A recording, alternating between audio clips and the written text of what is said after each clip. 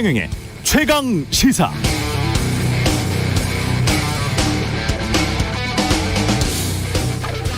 네, 오늘과 수요일 대장동 개발 의혹 관련 국정감사가 진행됩니다. 국감에서 논란의 핵심은 4가지일 겁니다.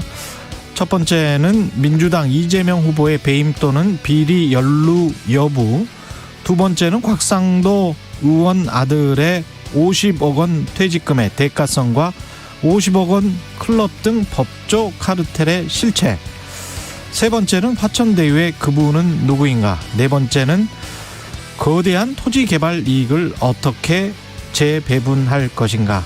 모두 중요한 문제들입니다. 국정감사가 고속만 오고 가면서 사회적인 소음, 쓸데없는 논란만 키우는 고성방가하는 것 같은 난장판이 되지 않기를 바랍니다.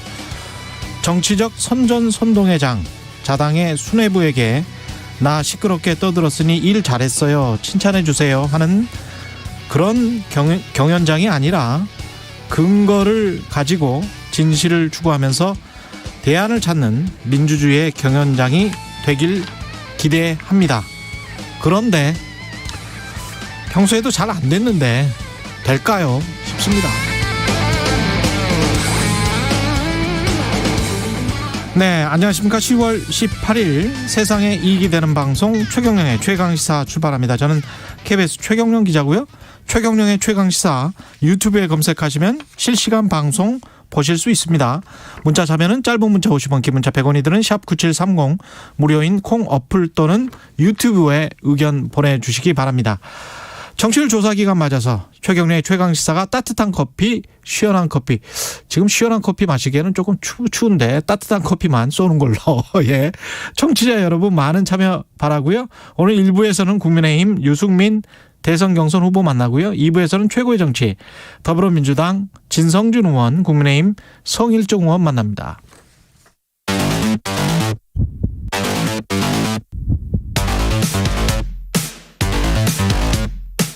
오늘 아침 가장 뜨거운 뉴스 언박싱. 네, 뉴스 언박싱 시작합니다. 민동기 기자, 김민아 시사평론가 나와 있습니다. 안녕하세요. 안녕하십니까. 그 얼주가라는 개념이 있습니다. 얼주가. 얼주가 뭐예요? 얼어 죽어도 아이스 아메리카노. 아이스 아메리카노를 끝까지 고집하는 분들이 있어요. 아, 그렇군요. 네. 주로 저 피가 끓는 젊은 분들. 그렇죠. 그렇다기보다도 성격이 좀 급한 분들인 것 같아요. 빨리 마시고 가고 싶다. 아, 빨리 마시고 가고 싶다. 그거는 이제 마시는데 시간이 걸리니까. 참고로 반대도 있습니다. 저는 한여름에도 따뜻한 아메리카노를 마십니다. 그런 분들도 있더라고요. 네, 제가 그렇습니다. 몸이 좀 허하신가요? 보약처럼 이렇게. 커피의 본질은 따뜻한 커피죠. 그럼요. 그렇죠. 네. 따뜻한 커피가 맛있죠. 예. 저도 여름에도 가끔 따뜻한 커피를 즐겨 찾는데, 예, 뉴스 격조가 있네요. 네. 예. 아, 이 남욱 변호사는 커피 한 잔도 못 마시고 검찰에 바로 그 LA에서 와서 바로 출두하면 피곤하긴 하겠습니다. 네. 예. 오늘 체포가 됐죠, 아예. 네. 5시경에 인천공항 통해서 귀국을 했는데요. 검찰이 바로 체포가 됐습니다. 예. 뇌물 공여 약속 등의 혐의를 받고 있는데 기자들이 막 질문을 했거든요. 근데 죄송하다 이 한마디하고 바로 이제 검찰 호송 차량으로 탑승을 했습니다. 일단 검찰은 남욱 변호사에 대한 그 조사를 일단 한 뒤에 구속영장을 청구할 것으로 예상이 되고 있는데요. 일단 남욱 변호사도 국내 대형 로펌을 선임을 하면서 검찰 조사에 대비를 해왔거든요. 예. 근데 관건은 아무래도 검찰 입장에서는 물증 확보가 관건이 될 것으로 보입니다. 특히 정영학 회계사 녹취록을 근거로 김만배 씨를 구속을 하려고 했다가 이게 기각이 되지 않았습니까? 그렇죠. 그래서 지금 이 녹취록의 신빙성에 의문이 제기되고 있는 그런 상황인데다가 유동규 전 본부장의 구속 기간이 20일까지입니다. 그 이후에는 풀어줘야 되거든요. 예. 만약에 어떤 뭐 결정적인 물증 확보라든가 얼마 안 남았네. 20일까지면. 수요일까지밖에 안 되기 때문에 예. 검찰이 남욱 변호사에 대한 뭐 조사라든가 이걸 통해 가지고 추가적인 어떤 물증 확보라든가 증언을 확보하지 못하게 되면은 검찰 입장에서는 여러 가지로 지금 난처한 상황에 처하게 될 수도 있습니다. 그러니까 남욱 변호사가 지금 할 일이 많아요. 대단히 많은 일을 해야 됩니다. 첫째로 지금 말씀하신 것처럼 유동규 전 본부장이 구속 기간이 끝나기 전에 기소를 해야 되는데 지금 기소를 하기 위해서는 지금 이제 핵심 이제 그 혐의가 크게 두 개인데 김만배 씨로부터 이제 700억을 약속받고 5억을 받았다. 이게 이제 하나가 있고 그다음에 위례신도시 사업자 정모 씨로부터 3억 원을 받았다. 이게 있죠. 이 정모 씨의 경우에는 3억 원 자기가 준 거 사진 찍어가지고 이 화천대유 관계자들한테 갖고 가가지고 내 몫을 내놔라. 뭐 이렇게 이 협상을 했다. 뭐 이런 이제 이 의혹도 있는 건데 3억을 받은 사람은 유동규죠. 그렇습니다. 그렇죠. 그래서 이 유동규 전 본부장이 두 가지 이제 뇌물 혐의에 대해서 각각 다 남욱 변호사가 이제 일정 부분 증언을 해줄 수 있는 부분이 있어요. 첫째 이제 위례신도시 관련돼서 남욱 변호사도 사업자 중에 하나였지 않습니까? 그랬죠. 그렇기 때문에 당시 상황 유동규 당시 본부장이 위례신도시에 어떤 식으로 개입했고 그거에 대한 대가를 어떻게 챙겼다라는 부분을 증언해 줄 수 있는 부분이 하나가 있고 예. 두 번째는 김만배 씨로부터 온 5억 원, 이 5억 원 중에 4억 원이 이제 수표였잖아요. 예. 그 수표가 이제 남욱 변호사한테까지 갔다는 건 입증이 됐는데 남욱 변호사 사무실에 있다는 거 아니에요? 그렇죠. 예. 이거 김만배 씨가 그건 남욱 변호사 운영 자금으로 이제 준 거다 이렇게 빌려준 거다 이렇게 얘기를 하고 김만배는 그렇게 이야기하고 있고. 그렇죠. 근데 의심하는 것은 검찰이 의심하는 것은 이 수표 4억을 남욱 변호사가 받고 예. 이걸 현금으로 자기 돈 중에 현금으로 유동규 전 본부장한테 준 게 또 있는 것으로 추정된다. 이거를 입증하고 싶은 거거든요. 그래서 이 부분에서 이제 남욱 변호사가 해가지고 증언을 해서 유동규 전 본부장의 구속 기소를 이끌어내는 뭐 그런 역할을 할 것인가. 그러니까 검찰은 자금 세탁을 거쳐가지고 현금으로 간 것으로 의심이 된다고 하면서 처음에 수표 4억 현금 1억을 공소장에 넣었다가 영장 실질 심사에서 이걸 현금 5억으로 바꾸지 않았습니까? 예. 바꾼 것도 이제 이렇게 자금 세탁을 거쳐서라고 이제 그런 이유를 든 거거든요. 근데 한 가지 변수는 이 모든 것을 검찰의 의도대로 남욱 변호사가 진술을 하게 되면은 이거 남욱 변호사 본인한테 불리한 거거든요. 그렇죠. 뇌물 공여가 되니까. 그렇습니다. 이게 본인한테 불리한 진술을 과연 검찰에 가서 할 것인가? 이게 좀 변수인 것 같아요. 변호사 입장에서는 JTBC와의 인터뷰에서 그렇게 이야기를 했잖아요. 나는 2015년 이후의 일은 전혀 모른다. 그렇죠. 나는 재무적 투자자일 뿐이다. 그렇죠. 나는 지분을 가지고만 있을 뿐이고 내가 아는 거는 그 전의 일이다 이거거든요. 그럼 그 전의 일 위례 신도시와 관련된 3억은 남욱이 알 수밖에 없는 상황이잖아요. 그것 때문에 그렇습니다. 무슨 뭐 뺨도 맞았다 그렇죠. 뭐 이런 네. 이야기를 분명히 했으니까 네. 그렇다면 이 5억에 관해서는 기존의 남욱의 주장과는 배치가 되는 거죠. 왜냐하면 아주 최근의 일이고 그렇습니다. 이거는 남욱이 알 수가 없잖아요. 그렇죠. 본인의 이제까지 주장으로 보면. 본인 진술을 또 뒤집어야 되는 그런 부담이 그래서 있는 거죠. 이 부분 관련해서는 검찰이 어느 정도의 입증 자료를 갖고 있어야 그걸 토대로 이제 남욱 변호사를 그렇죠. 압박을 해가지고 진술을 받아낼 수 있을 것이고. 게다가 이제 남욱이 거짓말을 할 가능성 어떤 다른 그렇죠. 이유 때문에 그렇습니다. 여러 가지 가능성이 있습니다. 그리고 여기서 또 하나 남욱 변호사 중요한 역할이 앞서 이제 민 기자님 말씀해 주신 것처럼 정영학 씨 녹취록 이 신빙성을 이 남욱 변호사가 지금까지 언론 인터뷰에서 한 주장대로 한다면 이 녹취록 신빙성이 있는 거거든요. 남욱 변호사 증언대로 본다면. 그렇죠. 그런데 김만배 씨는 이 정영학 회계사 녹취록의 신빙성을 깨서 지금 구속이 안 된 상황으로 나왔기 때문에 검찰이 영장을 재청구한다거나 이럴 경우에 남욱 변호사의 진술이 또 중요합니다. 상당히 지금 원래도 키맨이었는데 더 대단한 키맨이 지금 된 상황에서 잡혀왔습니다. 네, 어떤 증언을 그런데 할까? 이게 지금 편집이 됐는지 안 됐는지 그 사실 여부는 좀 밝혀졌으면 좋겠어요. 그러니까 재판부가 예. 일단은 그 가능성을 염두에 두고 법정에서 예. 그걸 못 틀게 했거든요.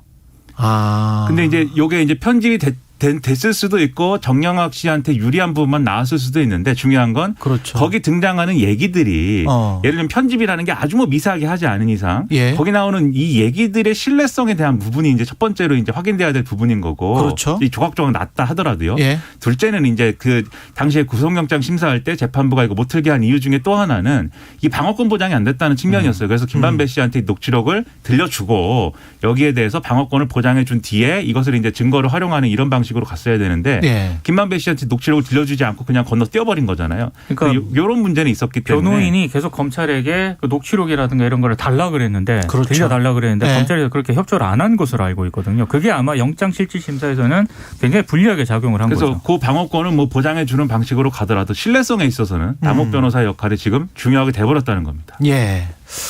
오늘 그리고 국정감사에 출석을 하고 수요일 날 국정감사에 출석을 합니다. 더불어민주당 이재명 대선 후보입니다. 네, 이재명 후보가 어제 SNS에 글을 하나 올렸는데요. 경기도지사로서 마지막 국감에 책임감 있게 임하겠다라고 밝혔고 결과는 국민의힘 의도와는 다를 것이다 이런 점을 강조를 했습니다. 아무래도 이제 오늘 그 국회 행정안전위원회 국정감사 그리고 20일에는 국토교통위원회 국정감사가 실시가 되는데 핵심은 크게 네 가지 정도 되지 않겠습니까? 예. 대장동 개발 특혜에 배임이 있었는가 없었는가 이 부분을 그렇죠. 가지고 아마 여야가 굉장히 치열한 공방을 벌일 것 같고요. 그리고 유동규 전 본부장 문제. 측근이냐 아니냐 아마 이 문제가 또 국정감사에서 굉장히 치열한 논쟁이 벌어질 것으로 보입니다. 그리고 제가 봤을 때 압도적 비중으로 이 문제가 가장 많이 나올 것 같은데요. 천화동인 1호 실소유주 그분은 대체 누구냐 이걸 가지고 야권에서는 아무래도 이재명 지사일 가능성이 높다 이런 쪽으로 의혹을 제기할 것 같고 여기에 그렇게 해왔죠. 그렇습니다. 예. 여기에 대해서 이제 민주당이 방어하는 그런 자세를 취할 것 같은데요. 마지막으로 이제 이거는 더불어민주당 쪽에서 강력하게 제기를 할 것 같습니다. 특히 곽상도 전 국민의힘 의원 아들의 뭐 퇴직금 50억이라든가 예. 박영수 전 특검 딸의 뭐 대장동 아파트 분양 의혹이라든가 그리고 법조계 인사들이 많이 관련돼 있지 않습니까? 이런 부분들에 대해서 아마 굉장히 의혹 제기를 더불어민주당 쪽에서 제기를 할 것 같은데 여기에 대해서는 또 국민의힘이 어떻게 또 방어를 할 것인가 이 문제도 좀 관전 포인트가 될 것 같습니다. 그러니까 이제 민주당 쪽에서는 지금 말씀하신 대로 법조인 플러스 국민의힘 게이트다 이 주장에 더해서 대장동 개발 사업이라는 게 그렇게 나쁜 사업이 아니다라는 취지로 LCT 봐라. LCT 얘기를 다시 꺼낼 것이다. 그렇죠. 이런 이제 보도도 나오고 있는데 이건 이제 어쨌든 반격의 차원에서 하는 것이고 결국은 이제 이재명 지사가 답을 해야 될 굉장히 여러 가지 이제 얘기 중에 가장 크게 이제 쟁점이 될 게 사실은 배임 문제인 것 같아요. 왜냐하면 지금 그분이 누구냐에 대해서는 이건 이재명 지사의 비리다 이렇게 얘기하는 거잖아요. 그러니까 뇌물이 됐든 이게 뭐가 됐든 어떤 비리다라는 차원의 얘기인 건데 지금 그 대목과 관련돼서는 1원 한 푼 받은 적 없다. 네. 근데 이 대목과 관련돼서는 별도의 지금 국민의힘이 추가로 이렇게 수집해가지고 확보해 놓은 증거, 명확한 증거가 있지 않는 한 정치적 주장은 많이 할 수 있어도 이게 핵심적인 쟁점이 되긴 좀 어렵다고 보고. 제가 보기에는 이게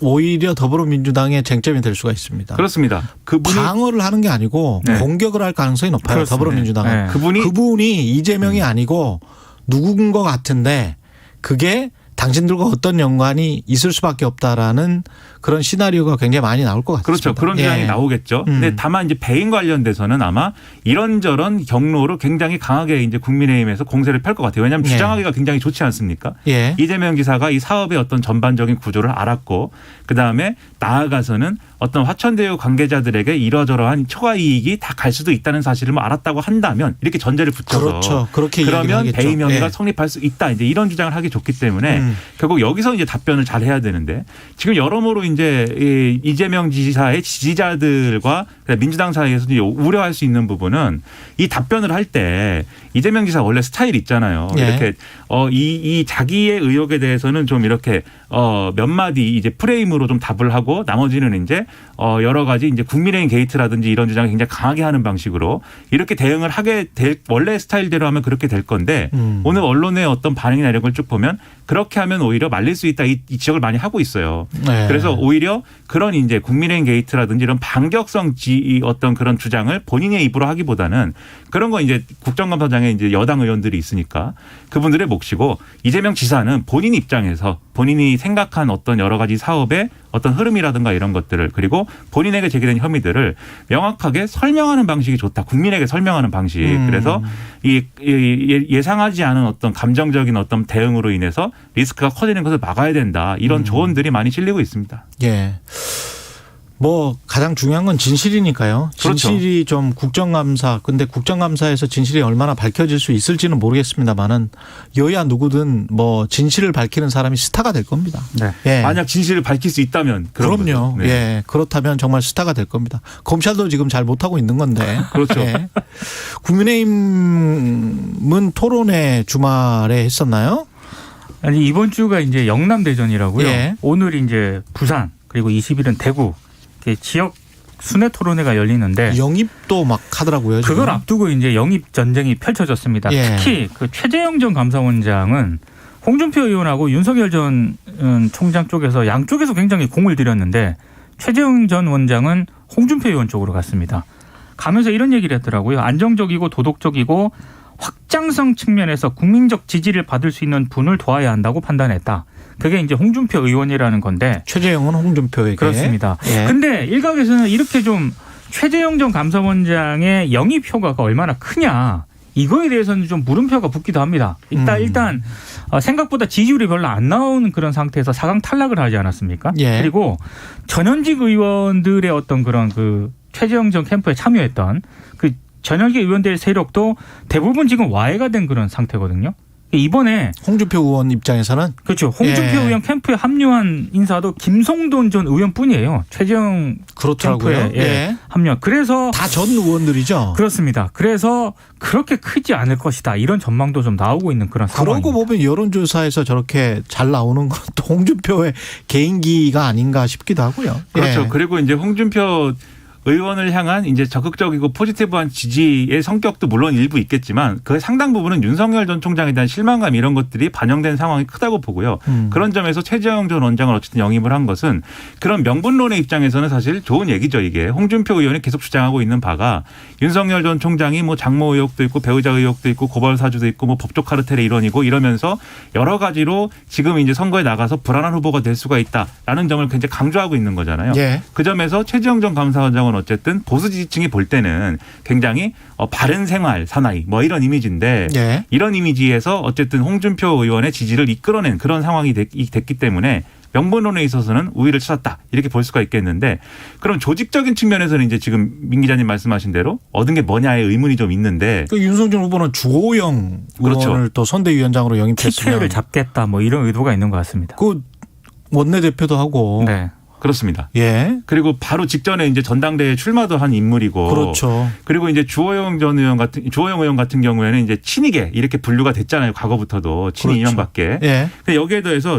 또 영입을 한 사람이 윤상현 의원입니다. 윤상현 의원은 또 과거에 친박계, 박근혜 전 대통령을 뭐 누님이라고 불렀다, 뭐 이런 얘기도 있을 만큼. 그렇죠. 네, 이런 인사를 또 영입을 했고, 그리고 조혜진 의원, 이 최재형 전 원장 캠프에 합류를 했다가 지금 이제 PK의 어떤 좀 이 공략을 할 수 있는 이런 인사이다라고 보는 그런 차원이 지금 있거든요.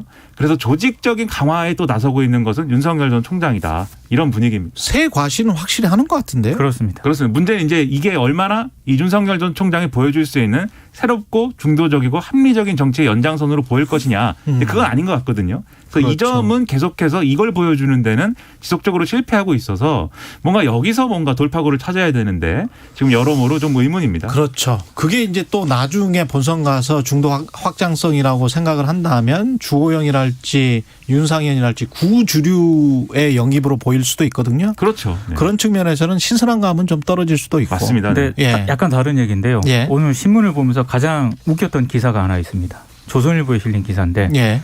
원희룡 전 제주지사가 윤석열 총장이 계속 TV 토론에서 자기 칭찬하지 않았습니까? 예. 이 부분을 언급을 하면서 한 두 번까지는 왜 저러지 싶었는데 한 번 더 하면 스토커로 신고하려고 한다 이런 얘기를 했다고.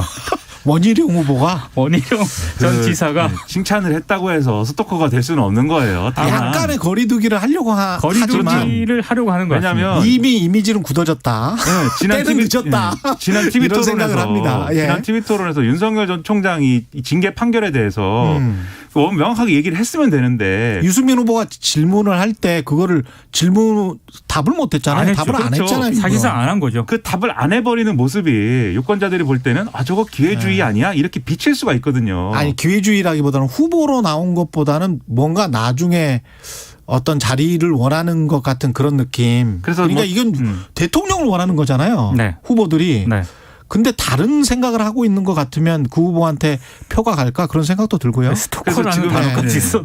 말씀하신 것처럼 단일화 효과도 있을 수가 있고 그게 아니라 하더라도 윤석열 전 총장 지지층에게 좀 업혀가는 이러한 효과를 노린 거일 수도 있는데 어차피 4명 중에서 1명만 뽑는데. 그렇습니다. 그렇다 예. 하더라도 일단은 지지율을 이제 좀 이 긍정적인 이미지로 유지하는 게 중요하니까요. 예. 그래서 이런 전략일 수 있는데 여러 가지를 겨냥했겠지만 결국은 그게 오히려 역풍이 될 수 있는 상황이어서 일단은 선거기에 나선 상황인데 계속 이렇게 오락가락 하면 오히려 지지율이 빠질 수 있다는 거를 명심을 해야 됩니다. 뉴스 언박싱 민동기 기자 김민아 시사평론가였습니다. 고맙습니다. 고맙습니다. KBS 1라디오 최경영의 최강시사 듣고 계신 지금 시각 7시 39분입니다. 지난 토요일부터 기온이 큰 폭으로 떨어지더니 어제 오늘 초겨울처럼 춥습니다. 지금도 기온이 상당히 낮아 대관령은 영하 2.2도, 태백도 비슷한 기온을 나타내고 있고요. 내륙 산간 지역을 중심으로 어제 아침보다 영하로 떨어진 곳이 더욱 많습니다. 낮 기온은 어제보다 2도에서 5도가량 더 상승해서 서울 15도, 부산 19도 등 전국은 13도에서 19도의 분포가 예상됩니다. 오늘은 옷차림 따뜻하게 준비하시고 중부지방을 중심으로 오후부터 빗방울이나 비가 내릴 것으로 보이기 때문에 우산도 챙기시는 것이 좋겠습니다. 내일은 전국적인 비 소식이 있겠습니다. 지금 서울 기온은 영상 3.4도입니다. 지금까지 날씨 정보 윤지수입니다. 다음은 이 시각 교통 상황 알아보겠습니다. KBS 교통정보센터의 정현정 씨입니다. 네, 월요일 출근길입니다. 도로 위에 통행량도 사고도 많습니다. 앞차와의 안전거리 유지하면서 조심 운전하셔야겠는데요. 먼저 경부고속도로입니다. 서울 방향으로 기흥에서 수원까지 4km 구간 천천히 가고요. 더 가서는 수원 부근에서와 금토 분기점에서 반포까지 밀리고 있습니다. 반대 부선 쪽 죽전 부근 5차로에서는 화물차가 고장나서 처리 중이고요. 신갈 분기점에서 수원까지 4km 구간 정체입니다. 기흥 동탄에서 남사까지는 12km가량 막히고요. 경인고속도로 서울 쪽으로도 정체가 일찍 시작됐습니다. 서인천에서 신월까지 13km 구간 천천히 지납니다. 반대 인천 쪽으로는 인천요금소에서 부평까지 밀리고 있습니다. KBS 교통정보센터였습니다. 오늘 하루 이슈의 중심. 당신의 아침을 책임지는 직격 인터뷰. 여러분은 지금 KBS 1라디오 최경영의 최강시사와 함께하고 계십니다. 네, 국민의힘 대선 본경선이 시작된 지 일주일 지났고요. 후보 간 치열한 경선 레이스 진행 중입니다. 이번 주 영남권에서 순회 토론회가 연달아 열립니다. 오늘은 국민의힘 대선 경선 후보죠. 유승민 전 의원 연결돼 있습니다. 안녕하세요. 예, 안녕하십니까. 예, 지난 주말 부산 방문하셨고 지금도 부산에 계시죠? 예, 부산에서 지금 양산으로 이동 중입니다. 예, 이동 중에 예. 예, 전화 받아주셔서 감사하고요. 지금 아닙니다. 예. 영남 지역에만 지금 책임 당원이 한 50% 몰려 있단 말입니다.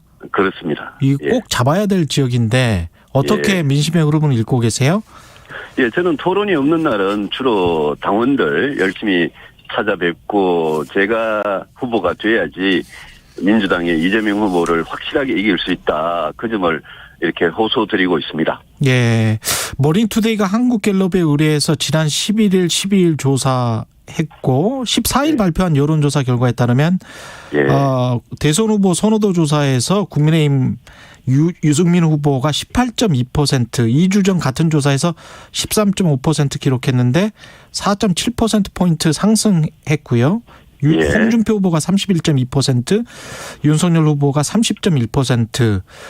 이게 지금 상당한 상승세를 보이고 있네요. 유승민 후보가.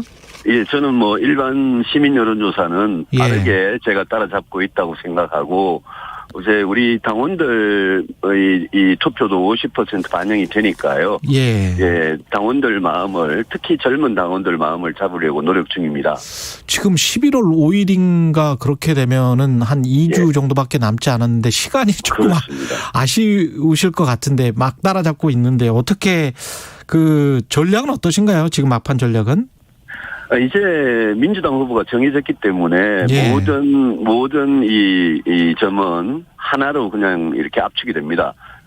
국민의힘 후보가 누가 되면 이재명 후보를 이길 거냐. 이게 정권 교체하고 직결되는 질문이기 때문에 저는 저희 여론조사나 투표에 응하는 시민과 당원들도 바로 그 점만 이제는 생각하실 거라고 생각합니다. 결국 본선 경쟁력이죠.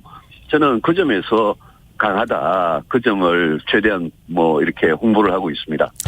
지난 주말에 1대1 토론회 저도 다 봤는데요. 보셨습니까? 어떠셨어요? 예, 괜찮았습니다. 주로 은희룡 후보하고 저하고 1대1 토론을 지난번에 했는데, 서로 간의 정책에 대해서 좀 차이가 나는 그런 점이 있어서 주로 정책 토론으로 했습니다. 저는 괜찮았다고 생각합니다. 이게 4명이 토론하는 게 이제 주된 토론인데 중간중간에 3명 저도 돌아가면서 다 후보별로 1대1 토론을 하는 이 방식도 새로운 방식인데 저는 괜찮았다고 봅니다. 저도 이제 이번 주에는 윤석열 후보하고 1대1 토론, 다음 주에는 홍준표 후보 이렇게 돼 있으니까 골고루 돌아가면서 하니까 좋았던 것 같습니다. 예. 이렇게 어떤 판세 양상이 2대2로 홍준표, 유승민, 그다음에 원희룡, 윤석열 이렇게 묶여지는 것 같은 그런 연대 분위기가 나오는데 그건 느끼십니까? 그걸 갖고 뭐 무슨 윤원 깐부고 홍유 깐부다 뭐 이렇게 이야기를 하는데 예. 저는 전혀 아닙니다. 어젠가 그저께인가 원희룡 후보가 예. 윤석열 후보하고 단일화에 대해서 자기는 뭐 완전히 열려 있다. 이렇게 표현을 하는 걸 보고 제가 깜짝 놀란 게 이게 4명이 이렇게 경쟁을 하면 그중에 1명을 뽑는 건데 저는 끝까지 치열하게 공정하게 당당하게 경쟁해서 1명을 뽑아야 된다고 생각하지 중간에 무슨 단일화를 한다 아니면 편을 이렇게 같은 편을 한다. 이거는 저는 있을 수 없다고 생각합니다. 근데 그 질문을 하셨는데 정직 2개월에 관해서 어떻게 평가를 하는가 행정법원에서 판결 나온 거 그걸 예. 대답을 결국은 안 하더라고요. 회피를 안 하더라고요. 예. 예. 그래서 왜냐하면 그런 법원의 판결에 대해서 정치인이 법원 판결에 대해서 뭘 간섭하고 막 그거를 막 심하게 항의하고 저는 그럴 수는 없다고 생각합니다. 다만 법원의 판결은 우리가 사법부의 판단을 어떻게 생각하느냐 비록 1심이지만 예. 거기에 대한 정치인의 생각은 있을 수 있잖아요. 그래서 그걸 물어본 건데 원희룡 후보가 끝까지 그 윤석열 후보에 대한 그 징계가 정당했다는 그 판결에 대해서 생각이 없는 걸 보고 제가 답변을 피하는 걸 보고 제가 좀 놀랐습니다. 그 윤석열 후보에 관해서는 어떻게 평가하세요? 홍준표 후보 같은 경우는 본선 리스크를 굉장히 강조를 많이 하고 도덕성과 예. 관련해서 강조를 많이 했는데요. 예. 어떻게 보십니까? 비슷하게 보십니까? 예, 본선 리스크가 있죠. 예. 왜냐하면 우리가 이 대통령이 되겠다는 거는 나라를 어디로 끌고 갈 거냐 그런 비전과 정책도 준비되어 있어야 되고 굉장히 중요하고요. 그거는 뭐 대통령의 어떤 무능이냐 유능이냐의 능력에 관련된 문제고 또 하나는 도덕성이나 품격이나 그런 대통령의 자질 있지 않습니까? 예. 그 부분에 대한 검증도 저는 경선 과정에서 이루어지는 게 맞다고 생각합니다. 보통 그걸 네거티브다 그러시는데 그건 굉장히 부정적인 용어죠. 근데 근거도 없이 인신공격을 하고 허위 비방을 하는 거는 그거는 절대 금물입니다. 그러나 도덕성이나 자질은 충분히 검증할 수 있다고 보고 뭐 그런 점에서 윤석열 후보는 리스크가 상당히 큰 분이다. 그렇게 생각합니다. 본인과 가지고 이 리스크가 크죠. 홍준표 후보는 어떻게 평가하십니까?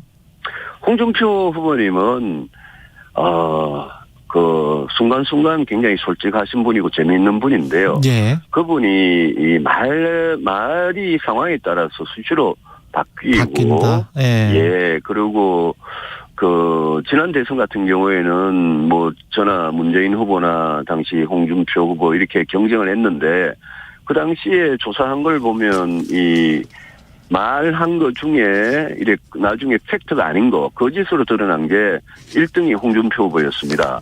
그만큼 이렇게 말을 자주 바꾸다 보니까 이렇게 그 안에 사실이 아닌 그런 이야기도 잘 하고 그래서 그런 부분을 저는 홍준표 후보하고 1대1 토론할 때 좀 검증을 해볼 생각입니다. 예.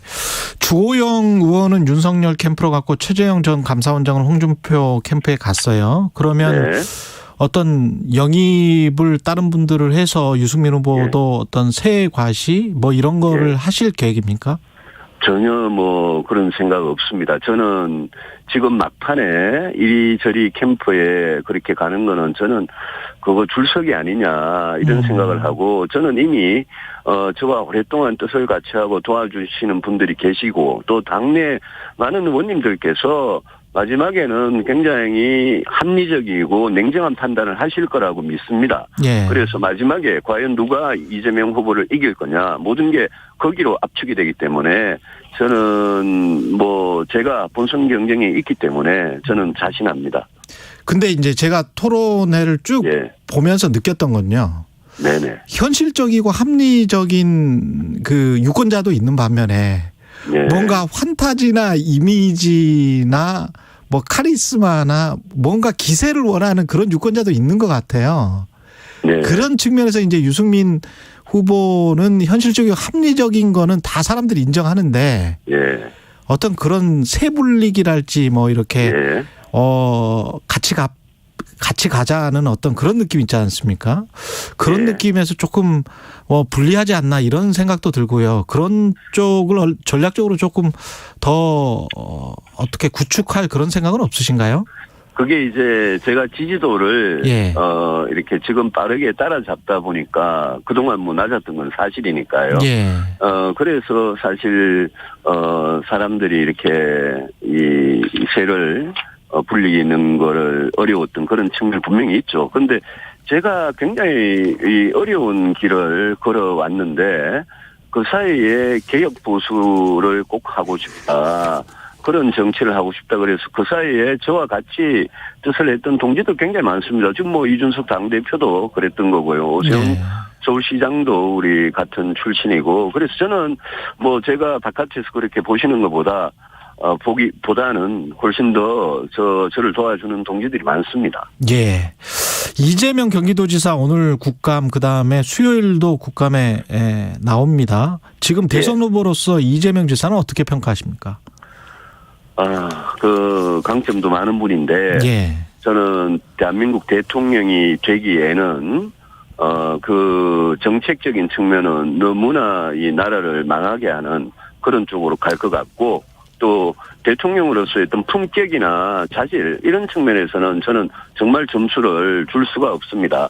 그래서 이재명 후보하고 그런 분하고 붙어서 정말 이겨내려면 정책도 준비가 잘 돼 있고 TV 토론도 강하고 그리고 도덕성이나 자질에서도 완벽한 사람이 나가야 이긴다고 생각하고 그게 감히 저라고 생각합니다.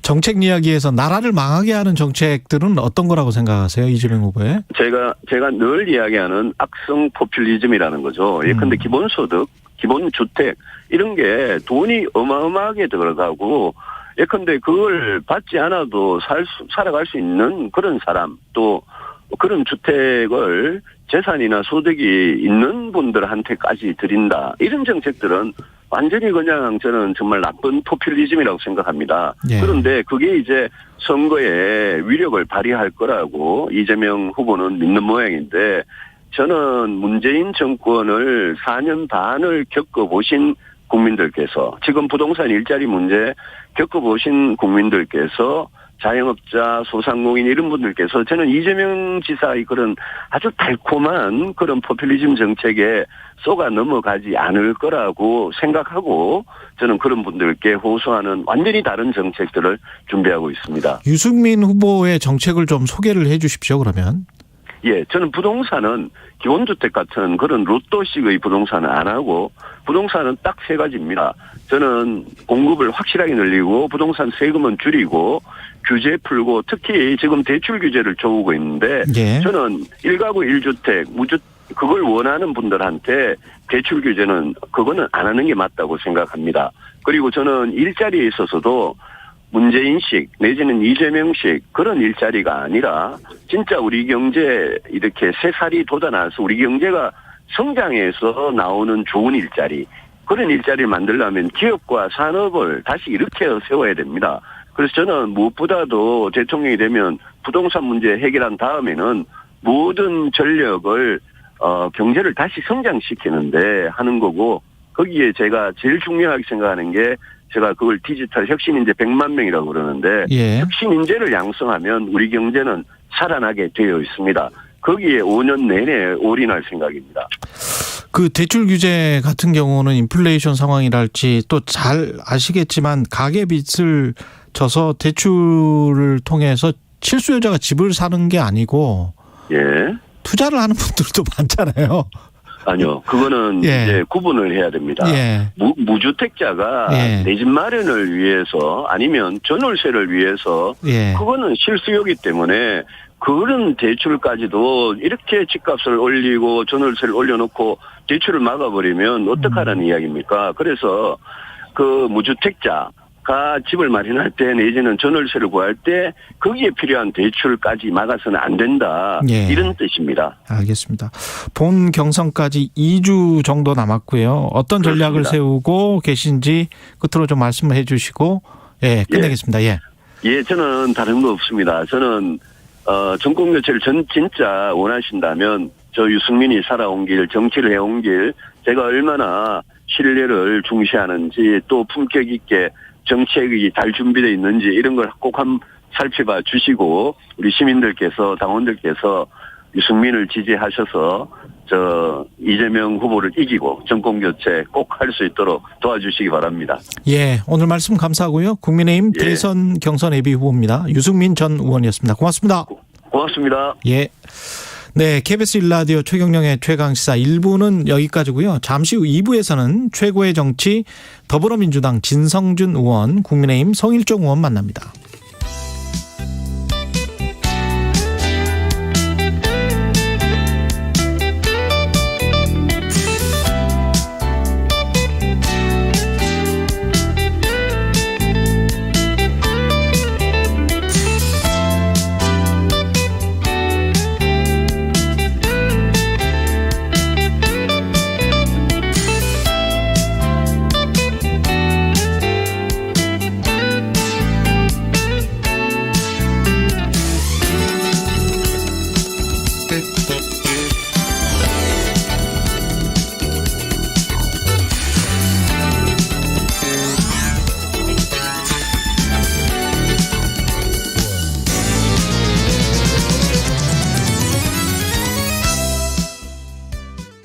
모욕을 주셔도 저희 괜찮습니다. 그런데 학교는 절대로 포기할 수가 없습니다. 2021 KBS 연중기획 기억을 기록하다. 이렇게라도 매달려야 되는구나 라는 생각에서 엄마들이 이제 다 무릎을 꿇게 됐는데 그만큼 학교가 절대 포기할 수 없는 간절한 부분이었기 때문에 우리 발달장애인들한테는 교육이 정말 그렇지 않으면 진짜 영원히 누군가에게 계속 의존해서 살아가야 되거든요. 이런 교육 부분이 없으면 사람이 되기가 어려운 거예요. 사회적 존재가 되려면 교육이라는 것이 끊임없이 이루어져야 해요. 지금 우리 특수교육을 받고 있는 학생들이 전국적으로 10만 정도 된다라고 하거든요. 그런데 얘네들이 교육을 받아야 될 특수학교는 한 180개밖에 안 되는 거예요. 그래서 얘네들이 특수학교를 지원을 해도 경쟁이 서울대보다 더 치열한 게 바로 특수학교 들어가는 거예요.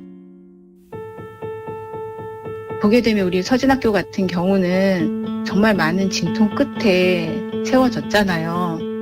근데 바람은 딱 하나예요. 앞으로도 이제 이렇게 서진학교처럼 힘들게 세워지는 게 아니라 이제 세워질 학교들은 우리 서진학교의 모습을 보시고 지역 주민들의 환영 속에서 순조롭게 개교될 수 있었으면 좋겠어요. 서진학교 서연수 학생의 어머니 이원경 씨는 기억합니다. 편견과 차별에 맞선 서진학교의 개교에 힘입어 서울시는 앞으로 9개의 특수학교가 더 세워질 예정입니다. 교육에 있어서 모든 학생에게 평등한 기회가 주어질 수 있도록 우리는 서진학교의 기억을 잊지 말아야 할 것입니다. 당신과 대한민국의 기억, KBS가 기록합니다.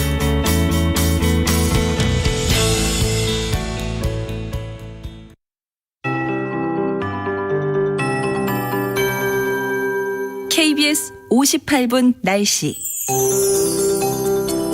이번 주 초반 기온 변화가 크겠습니다. 지난 주말부터 기온이 떨어져 오늘도 초겨울 같은 추위가 나타나고 있는데요. 오늘 밤과 내일 사이 흐리고 비가 내리는 곳이 많은 데다가 내일은 따뜻한 남서풍이 유입될 것으로 보여서 내일 아침 기온은 오늘처럼 낮진 않겠습니다. 하지만 비가 그치고 나면 수요일 다시 한번 기온은 곤두박질 친다는 점 염두에 두시기 바랍니다. 지금 서울 기온은 영상 4.1도를 가리키고 있고 오늘 낮에 기온이 오르게 되면 15도 정도로 어제보다는 4도가량 높았고요. 전국적으로도 어제보다 2도에서 5도가량 더 상승해 오늘 낮 최고 기온은 13도에서 19도 사이가 되겠습니다. 지금은 우리나라가 서해 남부 해상에 위치한 고기압의 영향을 받고 있기 때문에 전국적으로 맑은 날씨를 보이고 있습니다. 하지만 오후부터는 북쪽에서 점차 기압골이 남하할 것으로 예상이 됩니다. 오후부터 인천과 경기도 서해안 지방 비가 시작되고 저녁 무렵부터는 그 밖에 수도권 지역과 강원 영서 지역으로 확대되겠고요. 화요일인 내일은 전국의 기압골의 영향을 받기 때문에 비가 내릴 텐데 비 내리는 시점이 지역별로 다소 차이가 날 것으로 보고 있습니다. 중부지방과 전라북도 서부 지역은 5에서 20mm, 그 밖의 지역은 5mm 안팎의 비가 오늘과 내일 사이 내리겠습니다. 지금 서울 기온은 4.1도, 습도 55%입니다. 윤지수입니다.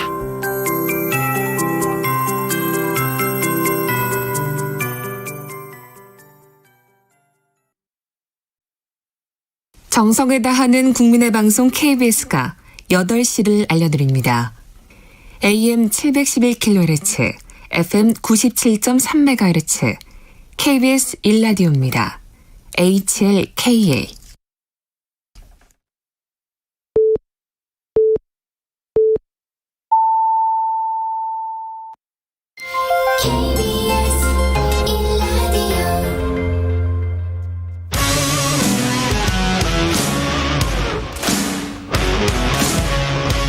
오늘 하루 이슈의 중심 최경영의 최강 시사.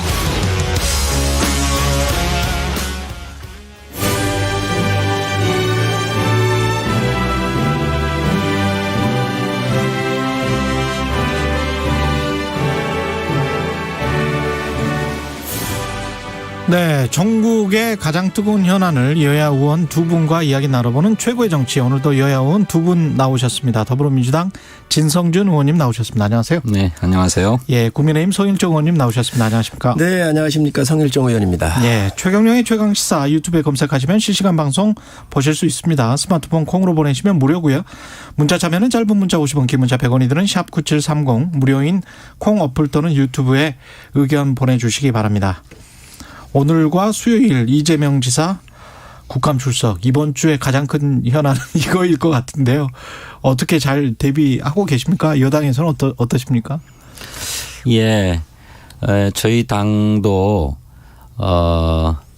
제가 알기로 행정안전위원 한 분을 사보임했어요. 아, 그렇군요. 예, 장관으로 활동하고 계시는 의원님이 행정안전위원회에 계시는데 그분이 한정혜 장관님이신가로 기억하고 있는데 그분이 사임을 하고 새롭게 민형배 의원이 보임된 것으로 그렇게 알고 있습니다. 과거에 이제 캠프에 계셨던 이재명 캠프에 그렇기도 하고 이 문제에 대해서 공부가 되어 있고 또 어차피 한정혜 장관은 국정감사에 국정감사위원으로 참여하기 어려우신 분이니까 그러네요. 그렇게 해서 좌지간 당이 가지고 있는 역량을 다 쏟아부어서 국정감사에 임하겠다는 그런 계획입니다. 야당은 어떠십니까, 국민의힘? 여당이 좀 더 떳떳하게 그리고 당사자인 이재명 지사께서 진실을 좀 밝혀주셨으면 좋겠다.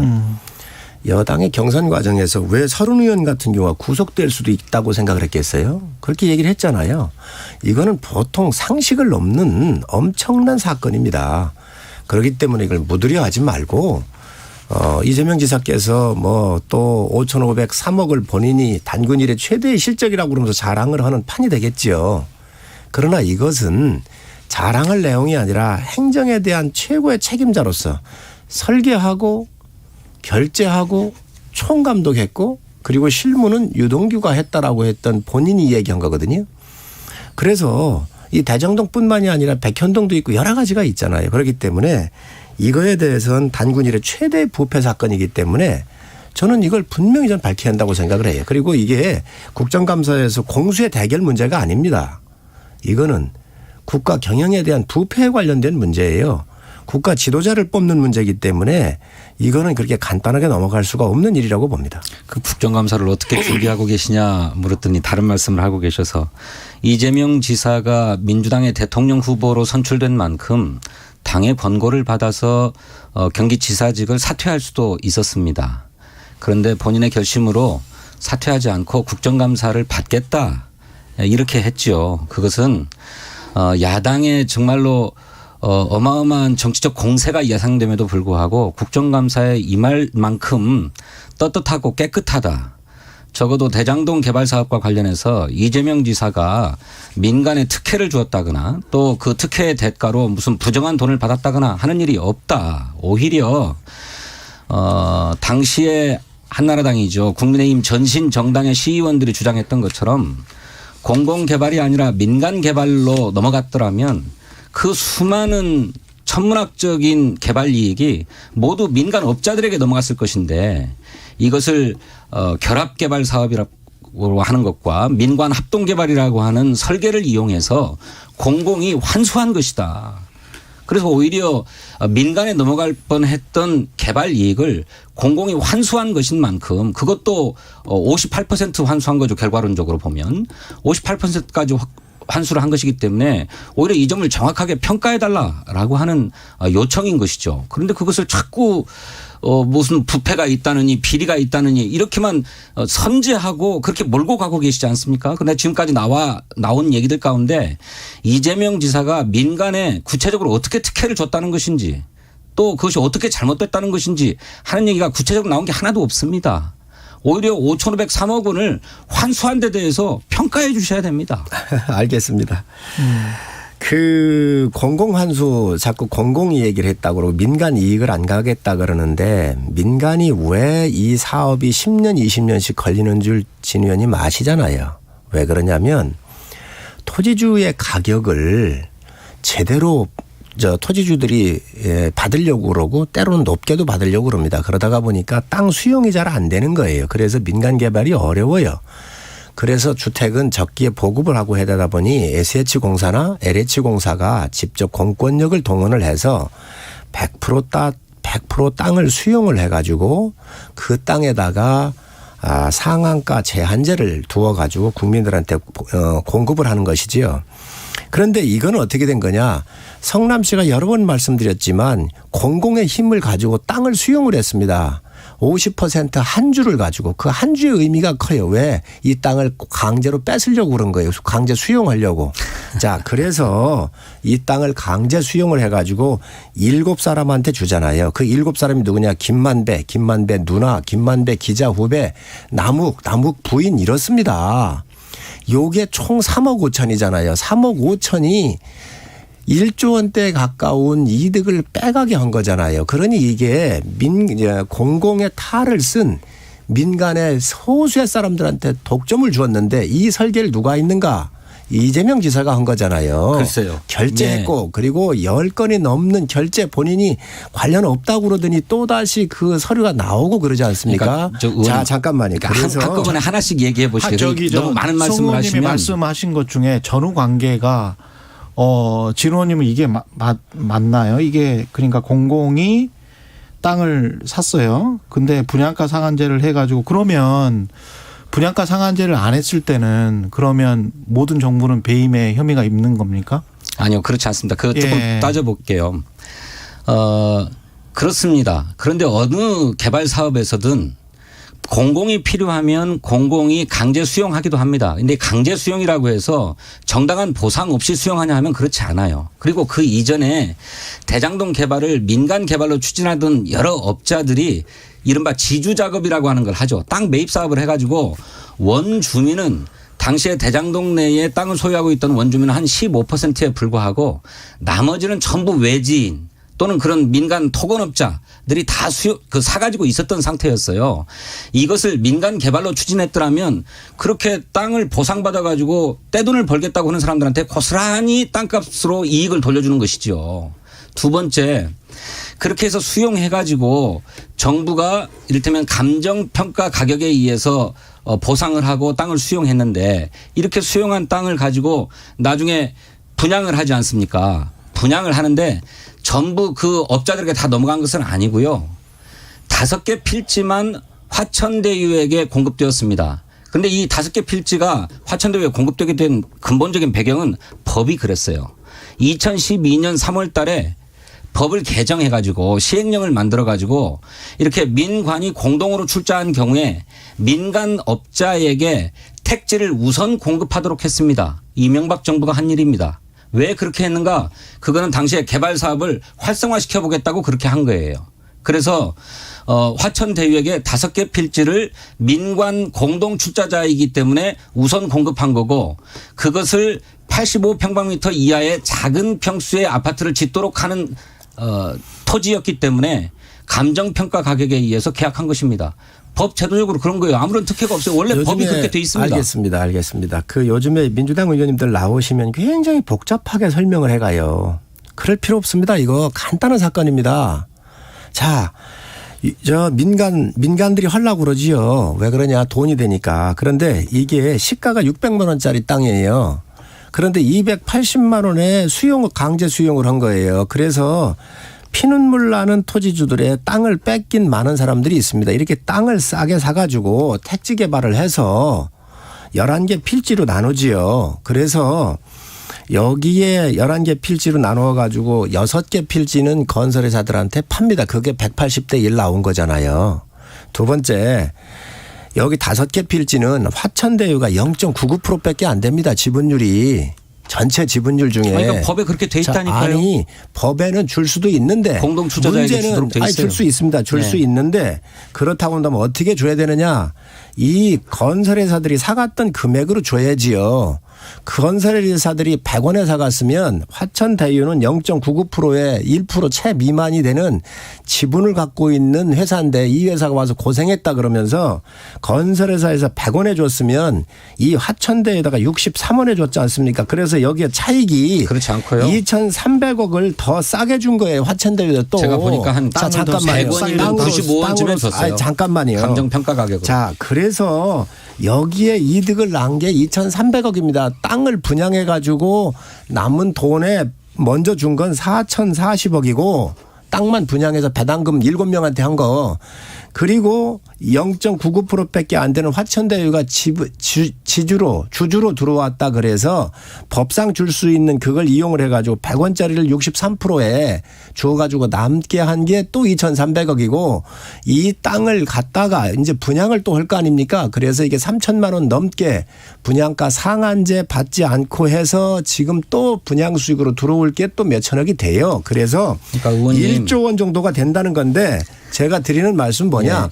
어떻게 해서 이 7명한테 이렇게 줄 수 있는가. 공영개발을 탈을 써가지고 최소한 5대5를 나눠가지고 민간한테 50 주고 성남시가 50을 가져갔으면 좋지만 그렇게 안 한 것이 문제가 있기 때문에 이게 특혜고 국민 상식에 맞지 않느니 이거에 대한 책임이 이재명 지사한테 있다는 겁니다. 아니 의원님 그러면 그걸 한번 설명해 보십시오. 부산시가 LCT를 개발하면서 부산시가 돈을 들여서 산 땅을 전부 100% 민간 개발업체에게 넘겨준 것, 조성 원가에 넘겨준 것은 어떻게 설명하십니까? 그 LCT는 부산시가 절반을 확보한 겁니까? 그동안의 모든 개발 사업이 다 그런 식으로 이루어졌습니다. 그 불가피한 거예요. 왜냐하면 직접 시행하기 어려우니까. 직접 시행하기 어려우니까 민간 업자들에게 땅도 분양해내고 또 경우에 따라서는 그곳에 아파트까지 짓도록 하기도 하고 그렇게 하지 않습니까? 그래서 개발 사업에서 수많은 천문학적인 규모의 개발 이익이 발생해요. 이 개발 이익을 어떻게 환수할 거냐 공공이 하는 것이 핵심입니다. 그런데 성남시가 가지고 있는 권한을 이용해서 58%에 이르는 개발 이익을 환수했다는 겁니다. 그런데 부산의 LCT 같은 경우에는 개발 이익을 한 푼도 환수하지 못했어요. 1조 원 이상 가는 추정 이익들을 전부 민간에 넘겨줬습니다. 그러지 않았습니까?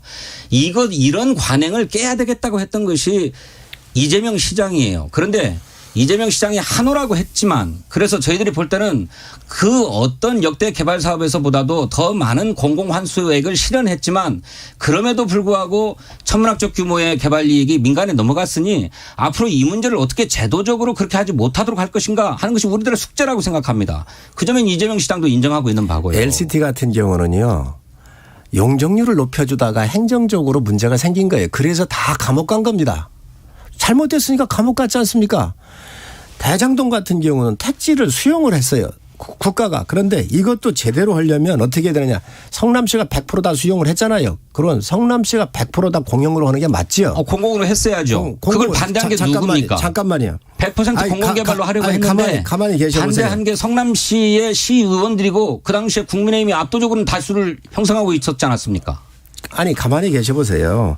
이거를 한다고 하면 성남시가 100% 다 해가지고 100% 하든지 아니면 50 플러스 한 주를 가지고 해서 50% 정도는 이익을 환수했어야 되는 거 아닙니까? 58% 환수했지 않습니까? 자, 그런데 무슨 58% 환수를 해요? 정확하게 아셔야지. 그런데 여기에 7사람한테 다 줬어요. 3억 5천 늦은 사람한테. 자꾸 그 말씀을 하시는데. 그거를 아셔야죠. 그다음에 또 하나 아니 기초적으로 자꾸 들어가는데. 아니 의원님 진짜 팩트를 갖고 얘기하십시다. 그렇게만 얘기하실 게 아니잖아요. 제가 팩트를 가지고 얘기하는 거예요. 정말 우리 진 의원님 정확히 합리적인 분이니까 글쎄, 정말 저도 합리적으로 가지고 나오셔서 얘기를 하세요. 아니, 글쎄 그다음에 말입니다. 58%를 환수했다고 그러는데 절대로 그렇지 않습니다. 여기에 5,503억이라고 그러는데 예. 이 5,503억 중에 1,822억 임대주택 부지 예. 이거를 받은 거예요. 나머지는 도시 기반 사업으로 기본적으로 수용을 해줘야 되는 겁니다. 도로 도시 깔고. 기반 사업이 의원님 어떻게 이루어집니까?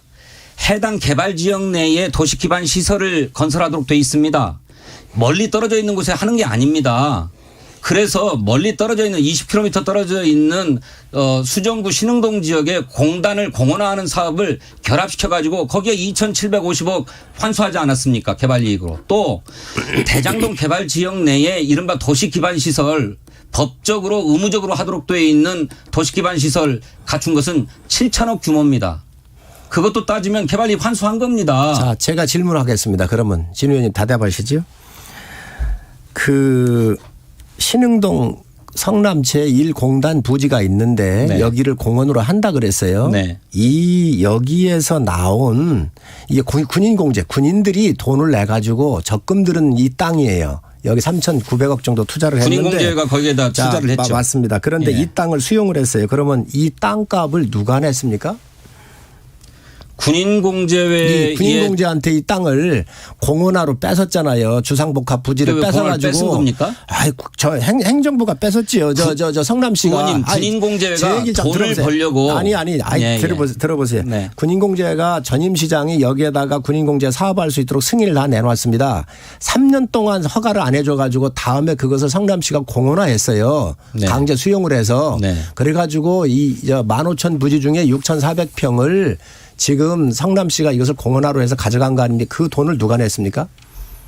그것은 저쪽에서 냈죠. 저 화천대유에서 냈죠. 성남의 뜰에서 냈죠. 성남의 뜰에서 냈습니다. 그렇습니다. 그 돈이 왜 거기 갑니까?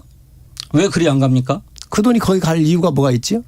아니 말씀드린 대로 이 대장동 개발 사업을 하면서 신흥동에 있는 공원화 사업도 함께 하도록 한 것 아닙니까? 그러니 당연히 신흥동 개발을 위한 땅값이나 이런 것들은 성남의 뜰에서 부담해야죠.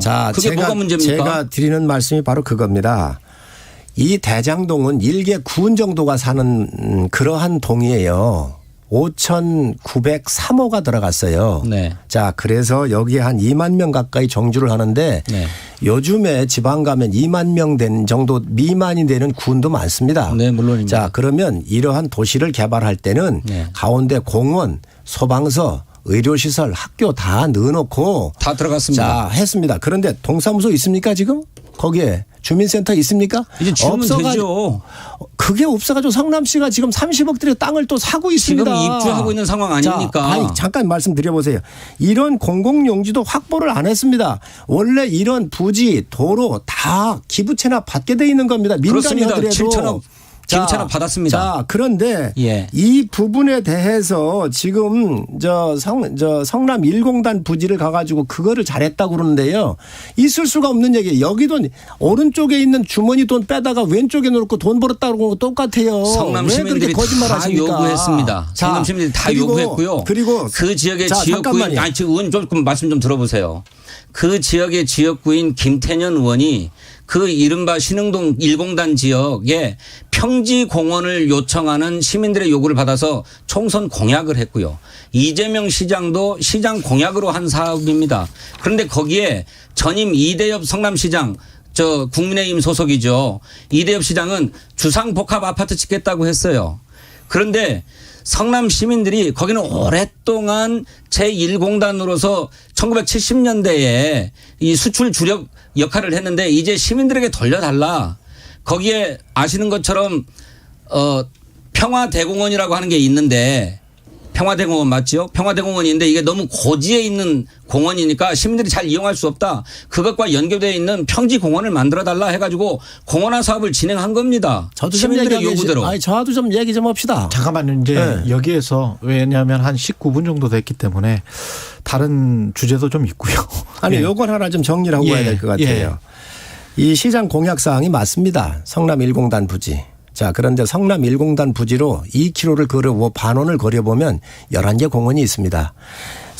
성남시장이 자기 시장 나올 때 이 공약을 한 거예요. 이 공약했다 그래서 대장동에 기부 체납받는 걸 여기다 갖다가 넣고 이거를 공익을 환수했다고 그러면 됩니다. 이거는 공익 환수가 아니고요. 당연히 받아야 될 7천억이 됐든 1조가 됐든 도시를 만들면서 기본적 인프라를 성남시가 받는 겁니다. 이걸 안 내놓으면 인허가를 안 해주는 거예요. 그래서 인허가 리스크가 큰 겁니다. 왜? 민간이 이득을 많이 가져가지 못하도록 강남에 있는 현대 자동차에서 지금 강남에 크게 건물을 짓고 있잖아요. 거기에 1조 7억을 현금으로 서울시가 받았습니다. 이거를 민간은 최대한 적게 내려고 그러고 관은 이걸 인허가를 해주면서 많이 받으려고 하는 거예요. 그런데 이재명 지사는 이런 거를 도시기반 시설 현금 받은 것도 아니고 도시기반 시설 받은 거를 여기에 갖다가 공원화한다 결합사업이라고는 명목으로 붙여놓고선 단군 이래의 최대 공익이익을 개발 이익을 환수했다고 그렇게 얘기하면 안 되죠. 의원님 말씀 잘하셨는데 기본적으로 국민들이 다 알고 있는 겁니다. 현대한테 받은 기부 체납분을 서울시가 송파구에 쓰려고 했더니 그 강남 사람들이 뭐라고 그랬습니까? 우리에게서 벌어간 돈을 왜 송파에 쓰냐고 거세게 반대했지요. 그래도 못했어요. 이렇게 되면 개발 잘 되는 곳에만 계속적으로 투자되는 겁니다. 바로 그것을 깨기 위해서 신흥동 지역의 공원화 사업을 진행한 것이고요. 이전 시장의 계획처럼 거기에 주상 복합 아파트 건설했으면 누가 돈 벌어갑니까? 본질을 흐려서는 안 됩니다. 민간 개발업자가 돈 벌어갈 것 아닙니까? 서울시가 인허가권자이기 때문에 잠깐 정리만 하겠습니다. 잠깐만요. 예, 정리를 너무 많이 하셨어요. 예, 1157님 오늘 국감에 미리 보기 같군요. 6633님 투명성 있게 이 문제를 풀어가는 것이 유일한 길이고 국민의 신뢰를 얻을 수 있는 유일한 방법인 것 같습니다. 이런 말씀하셨고요. 한 8분 정도 남았는데 다른 이슈도 있단 말이죠. 왜냐하면 곽상도 의원 아들의 50억 원 퇴직금의 대가성과 50억 원 클럽 등 박영수 특권 같은 경우도 지금 100억 원 정도를 친인척 회사가 받았다는 거 아니에요? 이 50억 원 클럽에 들어가 있는 법적 카르텔의 실체 그리고 화천대유의 그분이 누구인지에 관한 것들 이런 것들이 이게 국감에서 제대로 토론이 될 수 있을지 모르겠습니다. 이 너무 변방으로만 빠지시고 제가 아는 상식으로와 반하는 그러니까 기존에 해왔던 것들 가령 뭐 LH가 2015년까지 조성원가의 120%만 받았거든요.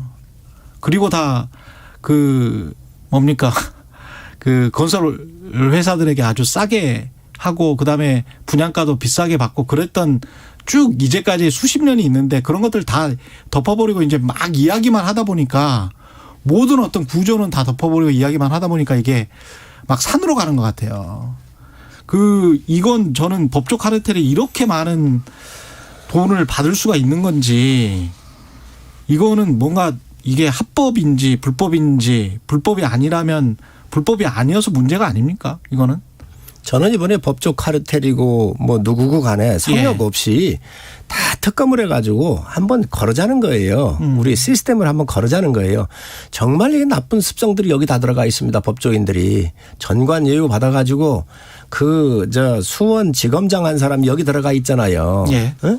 그리고 이재명 지사의 대법원 판결에 영향을 줬던 권순일 재판관이 여기에 또 가가지고 돈을 받았지 않습니까? 현직 국회의원이 아들이 들어가가지고 50억 받았기 때문에 국민들이 공분이 있는 거잖아요. 그러니까 여야를 여야 모두를 다 포함해서 특검을 해가지고 과연 이것들이 적법한지 그리고 국민 정서에 맞는 것인지 거기에 또 적법은 하긴 하지만 편법을 저질러 가지고 많은 이득을 챙기는데 이러한 범죄 행위가 없었는지에 대해서 명명백백하게 이번에 밝혀야 된다라고 생각을 합니다. 저는 이 법조 카르텔의 핵심이 박영수 윤석열 패밀리가 아니냐 하는 강한 의심을 갖고 있습니다. 아시는 것처럼 윤석열 총장은 2011년도 부산저축은행 비리 수사 당시에 주임 검사였어요. 그런데 1,800억의 부정 대출을 일삼은 C7 대출, 이게 대장동 개발 사업의 전신입니다. 이 수사를 제대로 안 했습니다. 그런데 이 당시에 이 대출을 알선해 준 자가 부산저축은행의 회장 박연호의 인척이라는 거예요. 그래서 이 대출을 알선해 준 대가로 10억 3천만 원의 뇌물을 받았는데 이 사람이 2015년도에 결국에는 처벌받습니다. 2년 6개월의 징역을 사는데 2011년도 그 어마어마한 최대 금융비리 사건이라고 하는 것을 수사하면서 당시 윤석열 수사검사가 이거를 봐줘요. 근데 당시에 이 문제를 변호했던 사람이 누군가 박영수 특검이었습니다. 그리고 이 박영수 특검이 대한변협회장 선거에 나왔을 때 함께 선거 캠프에서 일했던 사람이 남욱 지금 나오는 변호사, 그다음에 천화동인 6호인가요? 그게 소유주로 알려져 있는 조현성 변호사, 이런 사람들이 박영수 특검하고 패밀리를 이루고 있었다는 것입니다. 그리고 같은 법무법인에 있었고 또 실제로 화천대유의 고문으로 박영수는 일하고 남욱은 그것의 자회사인 천화동인, 또 조현성은 천화동인 6호, 이렇게 다 엮여 있어요. 저는 박영수 윤석열 패밀리가 이 법조 카르텔의 대장동 사업에 얽혀있는 법조 카르텔의 핵심이 아닌가 하는 그런 의심을 갖고 있습니다. 지금 부산저축은행 얘기를 하셨는데 이 부산저축은행 사건은 120개의 부산저축은행에서 120개의 법인을 만들어 가지고 부동산 투기를 한 거예요. 그래서 이게 문제가 됐었고 이거에 대해서 사법적 처리를 받았습니다. 그런데 대장동은 당시에 일반 대출이었기 때문에 이 대상이 안 돼요. 그런데 저는 이거를 이재명 지사가 들고 나왔거든요. 좋다는 거예요. 그러면 지금 진 의원님 말씀하신 대로 박영수 특검도 이게 지금 민주당과 당시의 야당이 박근혜 대통령 그 탄핵할 때에 그 특별 검사로 임명을 해달라고 요청을 해서 박 대통령이 사인을 한 분이잖아요. 국민의당이 요청했죠. 자, 그런데 그렇다고 하면 좋다는 거예요. 그러면 여기에 특검을 받으십시오. 윤석열도 넣고 그리고 이재명도 넣고 다 넣어서 특검하면 국민들이 납득할 거 아닙니까? 왜 이거 지엽적인 걸 뚝 끌어다가 마치 또 이걸 뒤집어 씌십니까? 그러니까 다른 거 필요 없어요. 윤석열도 당시에 부산저축은행에 문제가 있어서 이게 대장동하고 연결된다 그러면 특검 받으십시오. 같이 하십시다. 박영수도 넣고 뭘 그걸 두려워하십니까? 수사가 미진하면 특검도 할 수 있다고 저는 생각합니다. 그런데 그렇게 얘기하지 마십시오. 특검법 합의하자고 들면은 굉장히 복잡할 거예요. 아니 그런 거 하지 마시고 대선 시기까지 이 문제를 끌고 가려고 하는 정략적 고려 아닙니까? 왜 정략적 고려입니까? 그러면 검찰이 신속하게 수사해서 진상을 밝히면 될 것 아니겠습니까? 자, 그러면 지금 검찰 수사가 제대로 하고 있습니까? 잘 못하고 있는 것 같아요. 자, 그러니 검찰 수사, 경찰 수사로 그냥 진행하십시오. 그리고 계좌 추적하고 돈의 흐름을 추적해야 되는데. 자, 그러니 특검을 받으시면 특검이 될 때 다시 그 수사 기록을 넘겨주면 되니까 그렇게 안 걸립니다. 그 드루킹 사건도 2개월 만에 다 끝났지 않습니까? 얼마든지 할 수 있습니다. 검찰의 수사가 현재 정영학이 갖다 바쳤다고 하는 녹취록, 이것에 입각해서 수사를 이루고 있는데 그 정영학이 국민의힘에다가도 그 녹취록을 제공했다면서요. 그렇습니까? 언론이 어디고 다 나 중가로 알고 있습니다. 그 사람이 아주 용의주도한 사람인 것 같은데요. 정영학의 녹취록에 의존해서 그것을 뒷받침하기 위한 수사를 하다가 이번에 김만배의 구속영장이 기각됐습니다. 문제는 돈의 흐름입니다. 이 돈이 어디로 흘러갔고 최종적으로 종착지가 누군가를 밝혀내면 되는 문제입니다. 그런데 검찰이 이걸 제대로 수사 안 해요. 저는 검찰이 각별한 책임의식과 사명감을 가지고 이 문제를 수사해야 된다고 생각합니다. 그리고 빠른 시간 내에 수사 결과를 내놔야 됩니다. 왜냐하면 이 엄청난 개발 이익에 얽힌 부정부패에 대해서 국민이 공분을 하고 있지만 또 동시에 나라의 운명을 가를 대통령 후보를 뽑는 데 있어서 중요한 판단의 근거가 될 겁니다. 그러니 책임의식을 갖고 신속하게 수사를 정확하게 해야 된다. 검찰이 제대로 수사 안 한다고 진 의원님 말씀하셨거든요. 자, 그러니 특검 뺏기 방법이 있습니까? 특검으로 가시면 됩니다. 필요하면 할 수 있습니다. 뭐가 그렇게 두려워서 그러십니까? 정리하시죠. 예, 말씀 감사하고요. 최고의 정치 국민의힘 송일정 의원, 더불어민주당 진성준 의원이었습니다. 고맙습니다. 감사합니다. 예, 7925님 이제 프레임은 진리입니다. 진실이 빨리 밝혀지길. 8131님 슬슬 대장동도 피로감이 쌓이기 시작하네요. 이런 말씀하셨습니다. 예, KBS 1라디오 최경영의 최강시사 2부는 여기까지입니다. 예, 3부에서는 박정우 교수와 함께하는 경제합시다 준비되어 있습니다. 고맙습니다.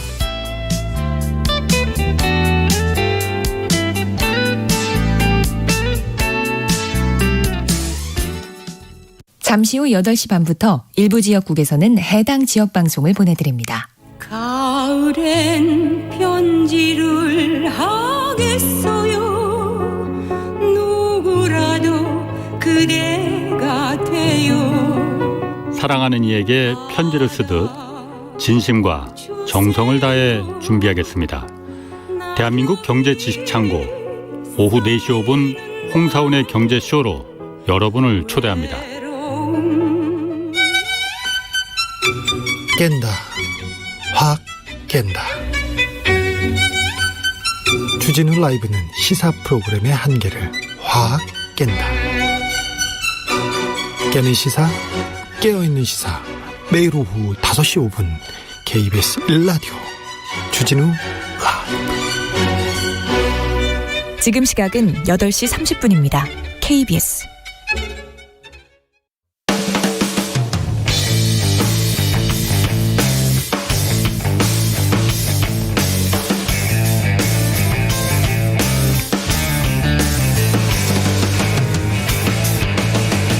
최경영의 최강 시사.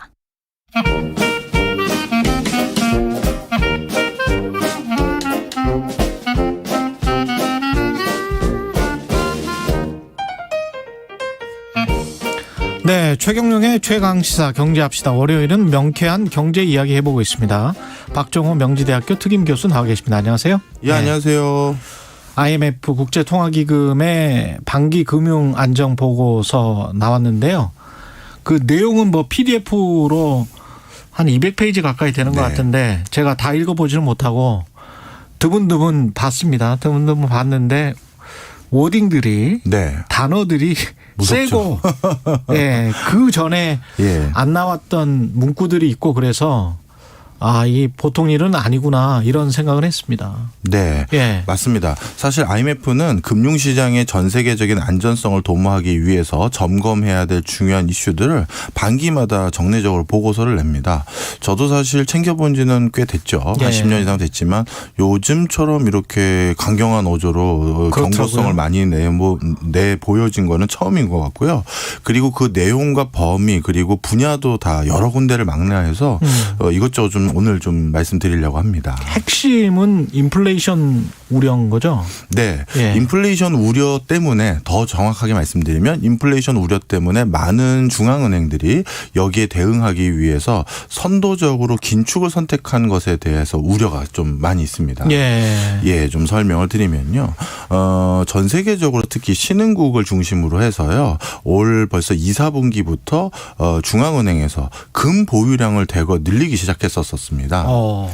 그것은 왜 그러냐 하면 항상 위기가 도래하고 나서 달러의 가치가 우리는 이제 스마일 커브 이론이라고 부르는데요. 웃는 모습으로 바뀌잖아요. 위기 초반 때는 안전자산에 대한 수요가 높아지기 때문에 달러 가치가 올라가고 그리고 위기를 극복하려면 미국 역시도 달러를 자꾸 풀어서 경기를 부양해야 되니까 달러 가치가 떨어지고 그런데 다시 이제 위기가 어느 정도 거칠 것 같다라고 하면 다시 풀었던 것을 회수하는 과정에서 긴축으로 돌아서니까 다시 달러 가치가 올라가거든요. 결국 최종 웃는 사람은 미국밖에 없는 거였죠. 항상. 참 제가 잠시 여담입니다만 어느 경제학자가 너무 그런 조크를 해주셨는데 너무 그게 부럽더라고요. 어떤 나라는 종이에다가 자기 나라 옛날 대통령 사진 오려붙이고 숫자를 입력하면 그게 금보다 비싸지니 너무 무겁다. 너무 부러워요. 너무 부럽죠. 자, 그런데 특히 이번에 이 과정에서 분명히 또 미국이 긴축으로 돌아서면 달러 가치 오를 게 불보듯 뻔한데 문제는 신흥국이었습니다. 많은 신흥국들은 아직 코로나19에 대한 터널을 절반도 안 지나왔거든요. 우리나라를 비롯해서 주요 OECD 국가나 선진국들 같은 경우는 국민들의 백신 보급률이 50%에 준하거나 그 이상인 나라들이 상당히 있지만 아직 신흥국들은 백신의 구경도 못한 나라들이 많아요. 그리고 실질적으로 신흥국이 가지고 있는 행정력과 보건력을 봤었을 때 준다고 하더라도 우리나라처럼 각 지방마다 다 적재적소에 보급하지 못할 가능성이 많은 국가들도 많습니다. 그러다 보면 신흥국은 앞으로도 향후 한 2, 3년 이상 완화적인 정책 기조를 계속해야 되는데 갑자기 달러 가치가 이렇게 급상승하면 신흥국의 통화 가치 불안과 금융 불안을 우려할 수밖에 없었습니다. 그래서 선도적으로 금을 미리 매입하기도 하고 자신들의 통화 가치를 유지하기 위해서 신흥국이 먼저 금리를 올려가는 기조가 있었었어요. 브라질도 지금 그러고 있고요. 예. 네. 바로 그러다 보니까 IMF 입장에서는 아직 터널을 다 지나온 것은 아닌데 너무 성급하게 긴축의 기조로 돌아서고 있고 이 과정에서 좀 전에 기자님께서 말씀하신 것처럼 지금 인플레이션 등 그밖에 다른 불확실성 요인이 있는 상태에서 이것을 너무 빨리 긴축으로 돌려서는 안 된다라고 우려를 하고 있는 겁니다. 근데 지금 저 청취자 여러분이나 유튜브로 시청자 여러분들도 우리가 신흥국인지 선진국인지 이거 헛갈려 하시는 분들이 분명히 있을 거고 IMF 보고서에 어떻게 우리를 분류하고 있는지도 좀 말씀을 해 주시면 좋겠습니다. 네. IMF는 통상적으로 선진국으로 분류하는 나라가 38개 국가가 있습니다. 그중에 우리나라도 이 선진국에 포함되어 있습니다. 그렇죠. 그래서 우리나라에서는 선진국을 분류하는 기준에는 우리나라 들어가 있다 이렇게 보시면 됩니다. 신흥국이라 그래서 우리가 계속 포함되는 걸로 지금 생각하시는 기존의 관념 때문에 그런 분들이 굉장히 많을 것 같은데 분명히 어드밴스드 이코노미스라고 돼 있습니다. 유로랄지 미국, 캐나다를 제외한 다른 선진국들을 어드밴스드 이코노미로 분류를 따로 해놓고 있고요. 거기는 선진국들입니다. 그래서 우리는 지금 말하는 신흥국은 한국이 포함이 안 됩니다. 일단 인플레이션 압박 때문에 신흥국들은 금리를 올릴 수밖에 없는 분위기. 금리를 올리게 되면 어떻게 되나요? 지금 금리가 올려가는 과정에서 IMF 이번에 반기 금융안정 보고서에 크게 우려하는 부분이 채무 불이행 리스크가 훨씬 높아질 가능성이 있다라는 걸 우려하고 있습니다. 저도 이 수치를 보면서 공이 하도 많아서 제가 공을 잘못 셌나 다시 봤는데요. 지금 IMF에서는 기업 부채가 오는 2021년에 얼마까지 올라왔냐면 19조 달러, 우리나라 돈으로 2,000조 원입니다. 경이에요. 이경. 이경. 저도 경이라는 단어는 잘 안 쓰잖아요. 그래서 제가 2,000조를 잘못 셌나 봤는데 이 경이더라고요. 그래서 특히 아주 명시가 되어 있는데요. 미국, 중국, 일본, 유로존 등 주요 8개 국가들은 기업 부채의 총액이 40%에 육박할 정도로 크게 늘었고 한국도 언급되어 있는 정확한 구절이 있는데요. 브라질, 인도, 한국 등은 은행 시스템이 이 과정에서 취약해질 수 있는 부분에 노출되어 있다. 이렇게 표현이 되어 있습니다. 우리나라도 단기에 급증했던 위험 자산에 대한 선호성, 그다음에 부동산 가격 인상 이런 것들을 무리한 차입으로 구매하신 분들이 있기 때문에 분명히 있죠. 그런 것들에 대한 우려를 하고 있는 상황이죠. 그럼 자산 부분 같은 경우는 사실은 가격이 역대 지금 떨어졌다고 하지만 굉장히 높고 부동산은 지금 떨어진 적은 없고요. 그렇죠. 어떻게 보세요? 이런 자산 시장은? 신흥국하고 선진국, 그리고 선진국 중에서도 좀 달라질 것 같습니다. 미국이나 유럽 같은 경우는요, 자기가 계속 살고 있는 동네가 옆에 갑자기 매매가 좀 일어나면서 최근 시세가 20% 40% 이상 올랐다라고 진단한 부동산 시세들이 많아요. 맞습니다. 그런데 우리나라는 좀 다릅니다. 우리나라는 부동산 시세가 들썩거리면 오랫동안 살던 동네를 떠나서 급격하게 이주가 되는 경우가 많거든요. 수도권 변방으로 가죠. 세입자, 세출자가 유럽이나 미국에 비해서 상당히 빈번도가 높아요. 그런 과정에서 이번에도 무리하게 채무를 끌어써가지고 자산 증식의 수단으로 부동산을 엿보신 분들이 계실 텐데 이런 분들이 만약에 금리가 올라갔다라고 하면 유럽이나 미국 또는 일본 같은 경우는 그냥 내가 계속 살고 있는 집값이 요즘 시세가 올랐다 떨어졌대 이러면 끝나지만 우리나라는 이 시그널은 전 굉장히 좀 조심해야 될 요소로 봅니다. 선진국들 같은 경우 그러니까 완전히 도시화나 산업화가 진행돼서 한 200년 정도의 자본주의 역사를 가진 선진국들 같은 경우는 이사를 아예 안 하니까. 그렇죠. 이게 집 가격의 급등락과 관련해서 그렇게 큰 위험 부담이 없다면 한국은 이사를 투자의 개념, 특히 갭 투자 많았거든요. 그런 투자의 개념으로 생각하시는 분들이 굉장히 많기 때문에 또 이사를 할 경우 또는 자산 가격의 하락으로 뭔가 힘들어질 경우 게다가 우리가 이제 전세금이 있지 않습니까? 전세 보증금은 이게 가계 대출에도 포함이 안 된단 말이죠. 그럼요. 예, 이런 여러 가지 리스크가 우리는 따로 있긴 합니다. 네, 맞습니다. 예. 사실 우리는 일견 금리 관련해서 올렸어도 얼마 대출 받은 사람이 금리 인상됐었을 때 연간 부담 금액이 얼마밖에 안 된다 이렇게 생각하시는 경우가 있는데 연간 10만 원, 뭐 20만 원. 예. 근데 이거는 큰 착각인 게요.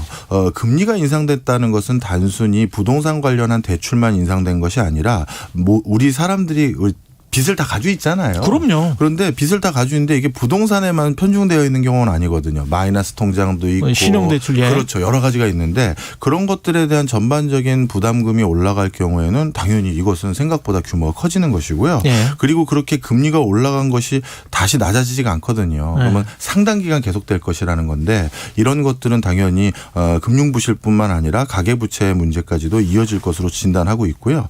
하나 더 말씀드리면 이번 코로나19로 인해서 일어난 불황은 처음으로 이제 구조조정 없이 진행됐던 불황이거든요. 예. 예. IMF 외환위기나 글로벌 금융위기 때는 우리나라를 대표하는 기업들이 파산하거나 청산되거나 다른 회사에 인수합병되거나 이런 일들이 많았었습니다.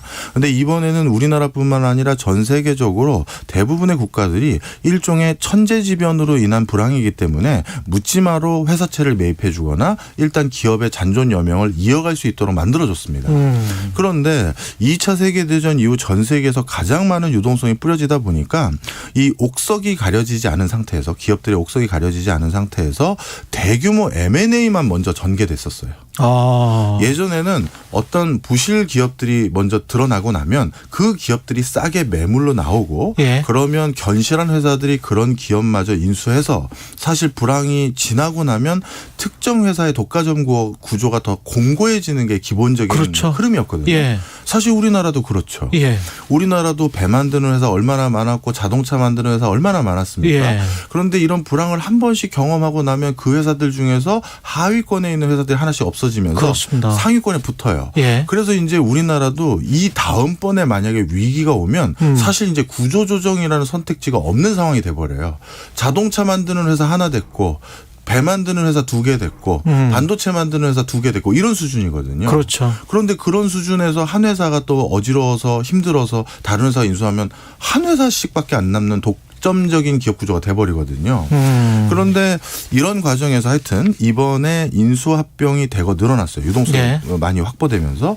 그런데 문제는 방금 말씀드렸던 것처럼 기업 부채가 늘어나고 이 인수합병이 대규모 늘어나서 차입 규모가 인수합병용으로 많이 늘어났는데 그 기업들의 옥석이 안 가려졌기 때문에 인수를 한 기업이 잘했다라고도 지금 다 퀘스천 마크고 그러네요. 인수 당한 기업들도 그냥 워낙 좋은 가격에 불러주니까 우리 회사가 문제가 있는 게 아니라 야, 이 기회에 그냥 팔자 이런 형태의 인수합병들이 많아서 예. 이 부분에 대한 우려도 되게 많이 하고 있는 상황입니다. 그리고 코로나19 때문에 사실 미국하고 고용 시스템이 좀 다른 한국, 일본, 유럽 같은 경우는 실업을 어떻게든 틀어 막았다고 봐야 되잖아요. 네. 예.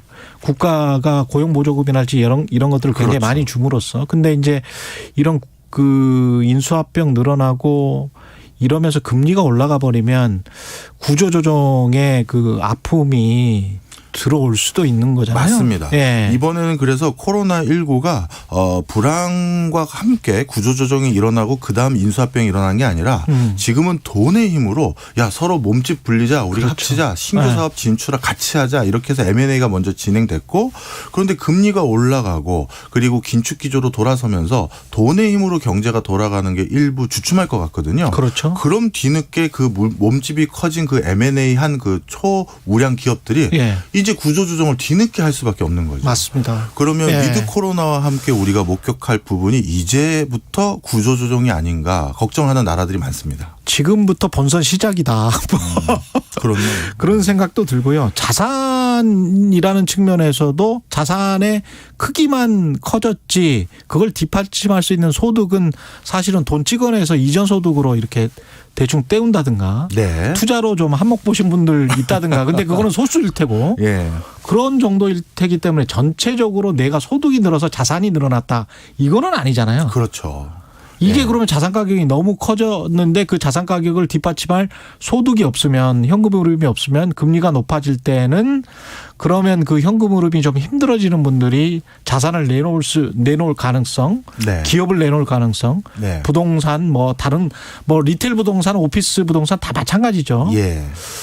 그리고 이번에 또 IMF 반기 금융보고서에서 이제 코인이란 단어도 등장하기 시작했는데요. 예. 이 코인에 대한 우려도 굉장히 간곡하게 하고 있습니다. 좀 설명을 드리면 간곡하게 전 세계에서 이제 스테이블 코인 시장이 점점 규모가 커지고 있고 예. 이것도 1,200억 달러 수준까지 올라왔다라고 합니다. 자, 그런데 이 스테이블 코인이라는 것은 불확실성이 높은 변동성이 높은 코인을 달러와 같은 특정 금융자산과 1대1로 연동해서 고정시키는 코인들을 말하는데요. 예. 그런데 이 스테이블 코인들에 대한 규제가 없습니다. 규제가 없는데 지금 많은 사람들이 이 코인은 안정하다 이런 코인들을 또는 일부 국가에서는 법정 통화로 만들다 보니 이거에 대해서 여러 가지 새로운 리스크가 대두되고 있고 그리고 이렇게 코인 시장이 커짐으로써 중앙은행이 경제를 통제할 수 있는 역량들이 자꾸 취약해지고 있다. 네. 그래서 코인 시장에 대한 적정한 규제뿐만 아니라 중앙은행이 이것을 관리 감독할 수 있는 상황을 만들어야 된다. 이런 언급도 하고 있습니다. 국가 차원에서 개인 차원에서는 지금이라도 어떻게 대비해야 될까요? 지금 가장 큰 우려는요. 예. 아직 우리가 터널을 다 지나온 게 아니다. 이제 코로나19 끝났다라는 축제가 이제 시작되는 게 아니라 네. 또 다른 위기를 준비해야 될 것으로 보여지고요. 지금 전 세계에서 마이너스 금리 채권 규모가 15조 달러입니다. 이것도 일경이 넘어요. 예. 채권이 마이너스라는 것은 가지고 있으면 손실이라는 그렇죠. 거잖아요. 예. 그런데 이걸 왜 가지고 있느냐? 지금 이 돈을 어디다가 써야 될지 모르는 자금이 벌써 이만큼 있다라는 거예요. 이게 전 세계 채권 시장의 4분의 1입니다. 그러면 이 돈들이 있는 상황에서 금리는 인플레이션 당연히 유발됐고 예. 그 과정에서 지금 많은 국가들이 이 마이너스 채권임에도 불구하고 경기가 안 살아나고 있는 국면이고 그래서 지금 우리가 대비를 더 해야지 위드 코로나니까 이제 다 끝났고 잔치하면 된다라고 생각하면 안 된다고 생각하고 싶어요. 예. 해타세님 잘못하면 부동산 급락하겠네요 말씀하셨고요. 56도님 박정우 교수님 반갑습니다. 예. 요새 부동산 거래 절벽 매수자 사라졌어요. 부산은 그런가 보군요. 예. 알겠습니다. 예. 지금까지 최경영의 최강시사 경제합시다. 박정호 명지대학교 특임 교수였습니다. 고맙습니다. 감사합니다. 예. KBS 1라디오 최경영의 최강시사 듣고 계신 지금 시각은 8시 46분입니다. 네, 월요일 출근길입니다. 도로 위에 통행량도 사고도 많습니다. 앞차와의 안전거리 유지하면서 조심 운전하셔야겠는데요. 먼저 경부고속도로 서울 쪽으로 북천안부터 정체 시작됐고요. 수원 부근에서와 죽전 휴게소에서 판교까지 이어서 밀리고 있습니다. 더 가서는 금토분기점에서 서초까지 속도 줄여서 지나고요. 반대 부산 쪽으로는 한남에서 서초까지와 신갈분기점에서 수원까지 이어서 밀리고 있습니다. 경인고속도로 인천 쪽으로는 인천요금소 부근에서 승용차 관련 사고가 있으니까요. 미리 차로 변경이 필요하고요. 서울요금소 서울 쪽으로는 대천 부근 2차로에서는 작업이 시작됐습니다. 송악 부근 2, 3차로에서도 승용차 관련 사고를 처리하고 있으니까요. 조심 운전하시기 바랍니다. KBS 교통정보센터에서 정현정이었습니다. 여러분은 지금 KBS 1라디오 최경영의 최강시사와 함께하고 계십니다. 네, 주말 사이 코로나19 신규 확진자 1,400명 선 기록하면서 감소세입니다. 다음 달 단계적 일상 회복에 대한 기대가 점차 커지고 있습니다. 정부에서 코로나19 일상 회복 지원위원회를 구성해서 의견 모으고 있는데요. 여기에 방역의료분과위원으로 참여 중인 한림대학교 강남성심병원 감염내과입니다. 예, 이재갑 교수님 전화로 연결돼 있습니다. 안녕하세요. 네, 안녕하세요. 예, 확진자가 다행히 감소세입니다. 네. 예, 어떤 요인이 작용했을까요? 일단 이제 예방접종률, 특히 예방접종 완료자가 계속 늘어나고 있는 부분이 가장 큰 영향을 미쳤을 거로 생각이 되고요. 예. 두 번째는 추석 이후에 갑자기 이제 3,000명대 넘게 확진자 나오면서 이제 우리나라 국민들이 이런 확진자가 늘어나면 또 스스로 조심하는 그런 부분들이 또 많이 생기거든요. 그런 부분들도 영향을 좀 끼친 게 아닌가 생각이 듭니다. 수도권 같은 경우에 이제 접종 완료자 포함 시에는 8명까지 사적 모임이 오늘부터 허용된다는데요. 네. 예, 이러면은 백신 인센티브 정책이 계속 그 확대되겠습니다. 그렇게 기대해도 될까요?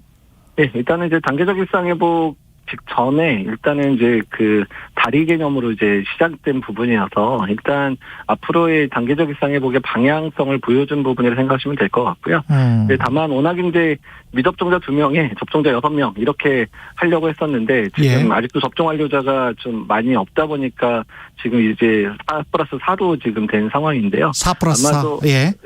근데 앞으로 단계적 일상회복 단계로 접어들기 시작하면 이런 접종자 위주의 정책을 우선 실시하는 방향으로 결정이 될 것 같기는 합니다. 예, 오는 금요일 정도면 이제 전 국민 중 70%가 접종 완료자가 된다고 하는 건데 10월 말에 이렇게 되겠다라고 했었으니까 뭐 정부로서는 약속을 지킨 거네요.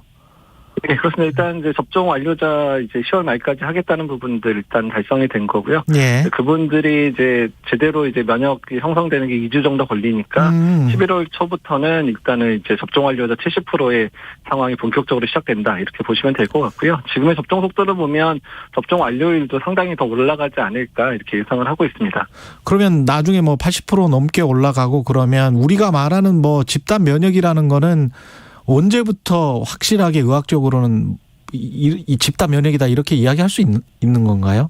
근데 이제 델타 변이의 전파력이 너무 이제 강화되고 너무 강하기 때문에 일단 집단 면역만으로 유행 자체가 줄어드는 상황들을 달성하는 게는 어렵다는 거는 이미 이제 우리나라에서도 보셨고 또 이제 싱가포르나 여러 국가에서 보셨을 겁니다. 그래서 일단은 이제 백신 접종만으로 집단 면역에 도달할 수 없기 때문에 백신이 할 수 없는 영역에 대해서 마스크 착용이라든지 또는 거리두기를 백신 접종 올라가면서 조금씩 완화는 하겠지만 어떤 거리두기 전략과 마스크 착용은 한동안 꽤 오랜 기간 계속 지속돼야 될 수밖에 없습니다. 경제 활동이랄지 소비 활동은 조금 더 할 수 있을 것 같고 만약에 진짜 뭐 아픈 사람들이랄지 지금 현재 상황은 어떻습니까? 치명률이랄지 중증 환자랄지 사망자랄지 이런 상황은 어떤가요? 네, 일단 이제 중증화 비율 자체는 예전에 한 2%, 이제 지난 3차 유행, 겨울 유행일 때는 뭐 2%에서 4% 정도가 중증 환자로 넘어갔다면 지금은 그때보다 한 반 이상 이제 줄어든 상황이고요.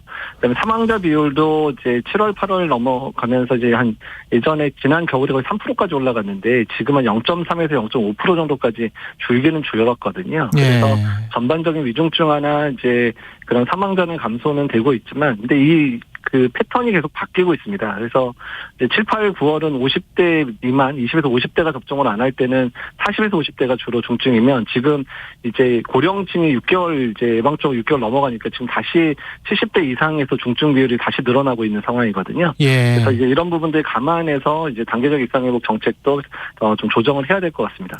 그 일상회복 정책 조정에 뭐 경증 환자 같은 경우는 재택 치료를 기본으로 하고 뭐 이런 것도 포함되는 겁니까? 예, 의료 체계 전반에 대한 이제 그 개편 작업들도 이제 본격적으로 일어날 건데요. 일단 우리가 일상적으로 이런 호흡기 감염 환자가 진료받았던 이제 패턴으로 장기적으로 넘어가겠다는 가정하에 첫 번째로 생활치료센터 입원보다는 재택 치료를 강조하는 분야부터 시작이 될 것 같고요. 이제 이미 이제 시작이 됐다고 보시면 될 것 같습니다. 예. 근데 다른 나라에 비해서 우리나라 국민들이 이제 너무 착한 나머지 실외에서 원래 지금 저 방역 지침에서도 뭐 2m 거리 두면 마스크 벗어도 되는 거 아닙니까? 네, 그렇죠. 그러니까 실외에서 2m 이상 거리가 둘 수 있는 상황이면 마스크 실외에선 벗어도 되시는데. 예, 아무도 안 벗더라고요. 제가 어제 눈치가 많아서 그런 것 같긴 그렇죠. 예, 제가 어젯밤에 어제 아침에 그 산에를 갔었는데. 네. 정말 한적한 산이었는데 다 쓰고 있으니까 저도 어쩔 수 없이 썼거든요. 예. 이거 어떻게 해야 되죠? 실외에서 마스크나 공원, 산 같은 경우는 2m 정도 거리면 그냥 자율적으로 벗어도 되는 거죠, 거기는? 네, 그렇습니다. 현재 규정에도 벗어도 되는 상황이기 때문에 이제 사람들이 오손도손 모이는 상황이 아닌 상황에서는 마스크 벗어도 되고, 특히 고연령층 같은 부분들은 그런 산행이나 이럴 때 마스크 쓰면 오히려 호흡이나 이런 데 문제가 생길 수 있어서 어지럽게 수도 있기 때문에 일단은 이제 숨이 차고 이럴 때는 사람들 없으면 당연히 마스크 벗으셔도 됩니다. 다만 이제 우리나라 내에서 강조될 거는 실내에서 마스크 착용은 지금보다 더 엄격하게 더 강조를 해야 되고요. 실내에서의 마스크 착용은 점진적으로 이제 풀어나가는 방식으로 가야 될 것 같습니다. 그 실내에서 같은 경우에 가령 예를 들어서 뭐 스튜디오에 둘 다 뭐 접종 완료자다. 네, 예. 아주 실리적으로 제가 질문을 드립니다. 그런 거 같은 경우는 어떻게 마스크를 벗어도 되는 거 아닙니까? 근데 이제 사실 돌파 감염의 문제들이 있기 때문에 예. 일단은 한동안은 실내에서는 마스크 착용을 이제 접종자로 하더라도 계속 착용하는 형태로 가야 되고, 이건 이제 우리나라뿐만 아니라 외국 사례도 다 그렇게 하고 있는 상황이고, 예. 오히려 환기 부분을 더 강조할 필요가 더 있습니다. 환기. 예. 예. 그 어린 친구들 같은 경우는 16세, 17세 청소년 임신부 같은 경우도 오늘부터 백신을 맞게 되는데요. 네. 예. 이거는 어떻게 평가하세요? 접종 이익이 뭐 크지 않다라는 그런 사람들도 있는데. 일단은 이제 접종 이익이, 그러니까 20대 이상에서보다는 접종 이익의 그 차이가 조금 덜할 수는 있지만 접종 이익은 당연히 있고요. 그러니까 미국 자료를 보더라도 예방 접종을 안 한 이제 청소년하고 예방 접종을 한 청소년을 보면 입원율이 거의 10배 차이가 나거든요. 예. 그래서 일단 예방 접종을 하는 것 자체가 질병 예방 그리고 중증화 예방뿐만 아니라 또한 학생들이 학교에서의 수업을 좀 더 원활하게 할 수 있는 측면들도 있기 때문에 사회적 비용까지 고려해서 일단 예방 접종을 조금 더 이제 권고하면 좋지 않을까 이렇게 생각을 하고 있습니다. 예. 그 부스터샷 같은 경우는 다 정리가 됐습니까? 얀센 접종자도 맞기로? 일단 얀센 접종자 접종에 대해서도 이제 조만간에 결정이 될 것 같은데 아마 이제 접종하는 거를 결정이 될 것 같고요. 일단 아마 우리나라 내에서는 이제 mRNA 백신으로 이제 부스터샷을 하게 되지 않을까 생각해서 거의 결정이 된 상황으로 보고 있고요. 예. 그다음에 나머지 백신들도 일단은 현재 6개월 이상 지난 고위험층부터 시작을 해서 추후에 이제 젊은 연령층에서의 그런 그 돌파 감염이나 중증화 비율을 보고 나서 이제 젊은 층은 이제 몇 개월 단위로 할 건지에 대한 부분들도 조만간에 결정을 할 것 같습니다. 그 시중에 그 떠도는 소리 있지 않습니까? 백신 접종 후에 네. 그 아주 좀 아픈 분들은 원래 건강했던 분들이고 네. 그리고 뭐 별 이상 없는 분들은 좀 몸이 허약하고 네. 그 뭔가 면역 체계가 문제가 있는 분들이다. 뭐 이런 그 이야기는 믿을 만한 건가요? 어떻게 보세요? 뭐 연령별로 젊은 층이 좀 더 반응이 좀 자주 나오고 강하게 나온다 이런 거는 이제 그거와 맞는 얘기기는 한데요. 예. 같은 연령대에서 증상이 심하냐 아니냐는 사실 증상에 대한 주관적인 게 증상이라는 게 주관적인 게 많기 때문에 예. 그래서 동년배에 특별하게 그런 기저질환이 없는 분들은 뭐 증상 유무와 상관없이 항체나 이런 건 비슷하게 생긴다 이런 보고들은 있습니다. 예, 알겠습니다. 0411님은 안 쓰고 다니면 속으로 욕했는데 바뀌었군요. 몰랐네요. 그래도 전 쓸 거임 이렇게 말씀하셨습니다. 야외에서도 실내에서도 막 쓰고 다니시는 분들이 많아서 저는 약간 좀 답답하다 뭐 이런 걸 느꼈는데 계속 쓰겠다는 분들이 많으시네요. 예. 예. 감사합니다. 말씀 감사하고요. 지금까지 한림대학교 강남성심병원의 감염내과 이재갑 교수였습니다. 고맙습니다. 예, 감사합니다. 예. 10월 18일 월요일 KBS 1라디오 최경영의 최강시사 오늘은 여기까지고요. 저는 KBS 최경영 기자였습니다. 내일 아침 7시 20분입니다. 예, 다시 돌아오겠습니다. 고맙습니다.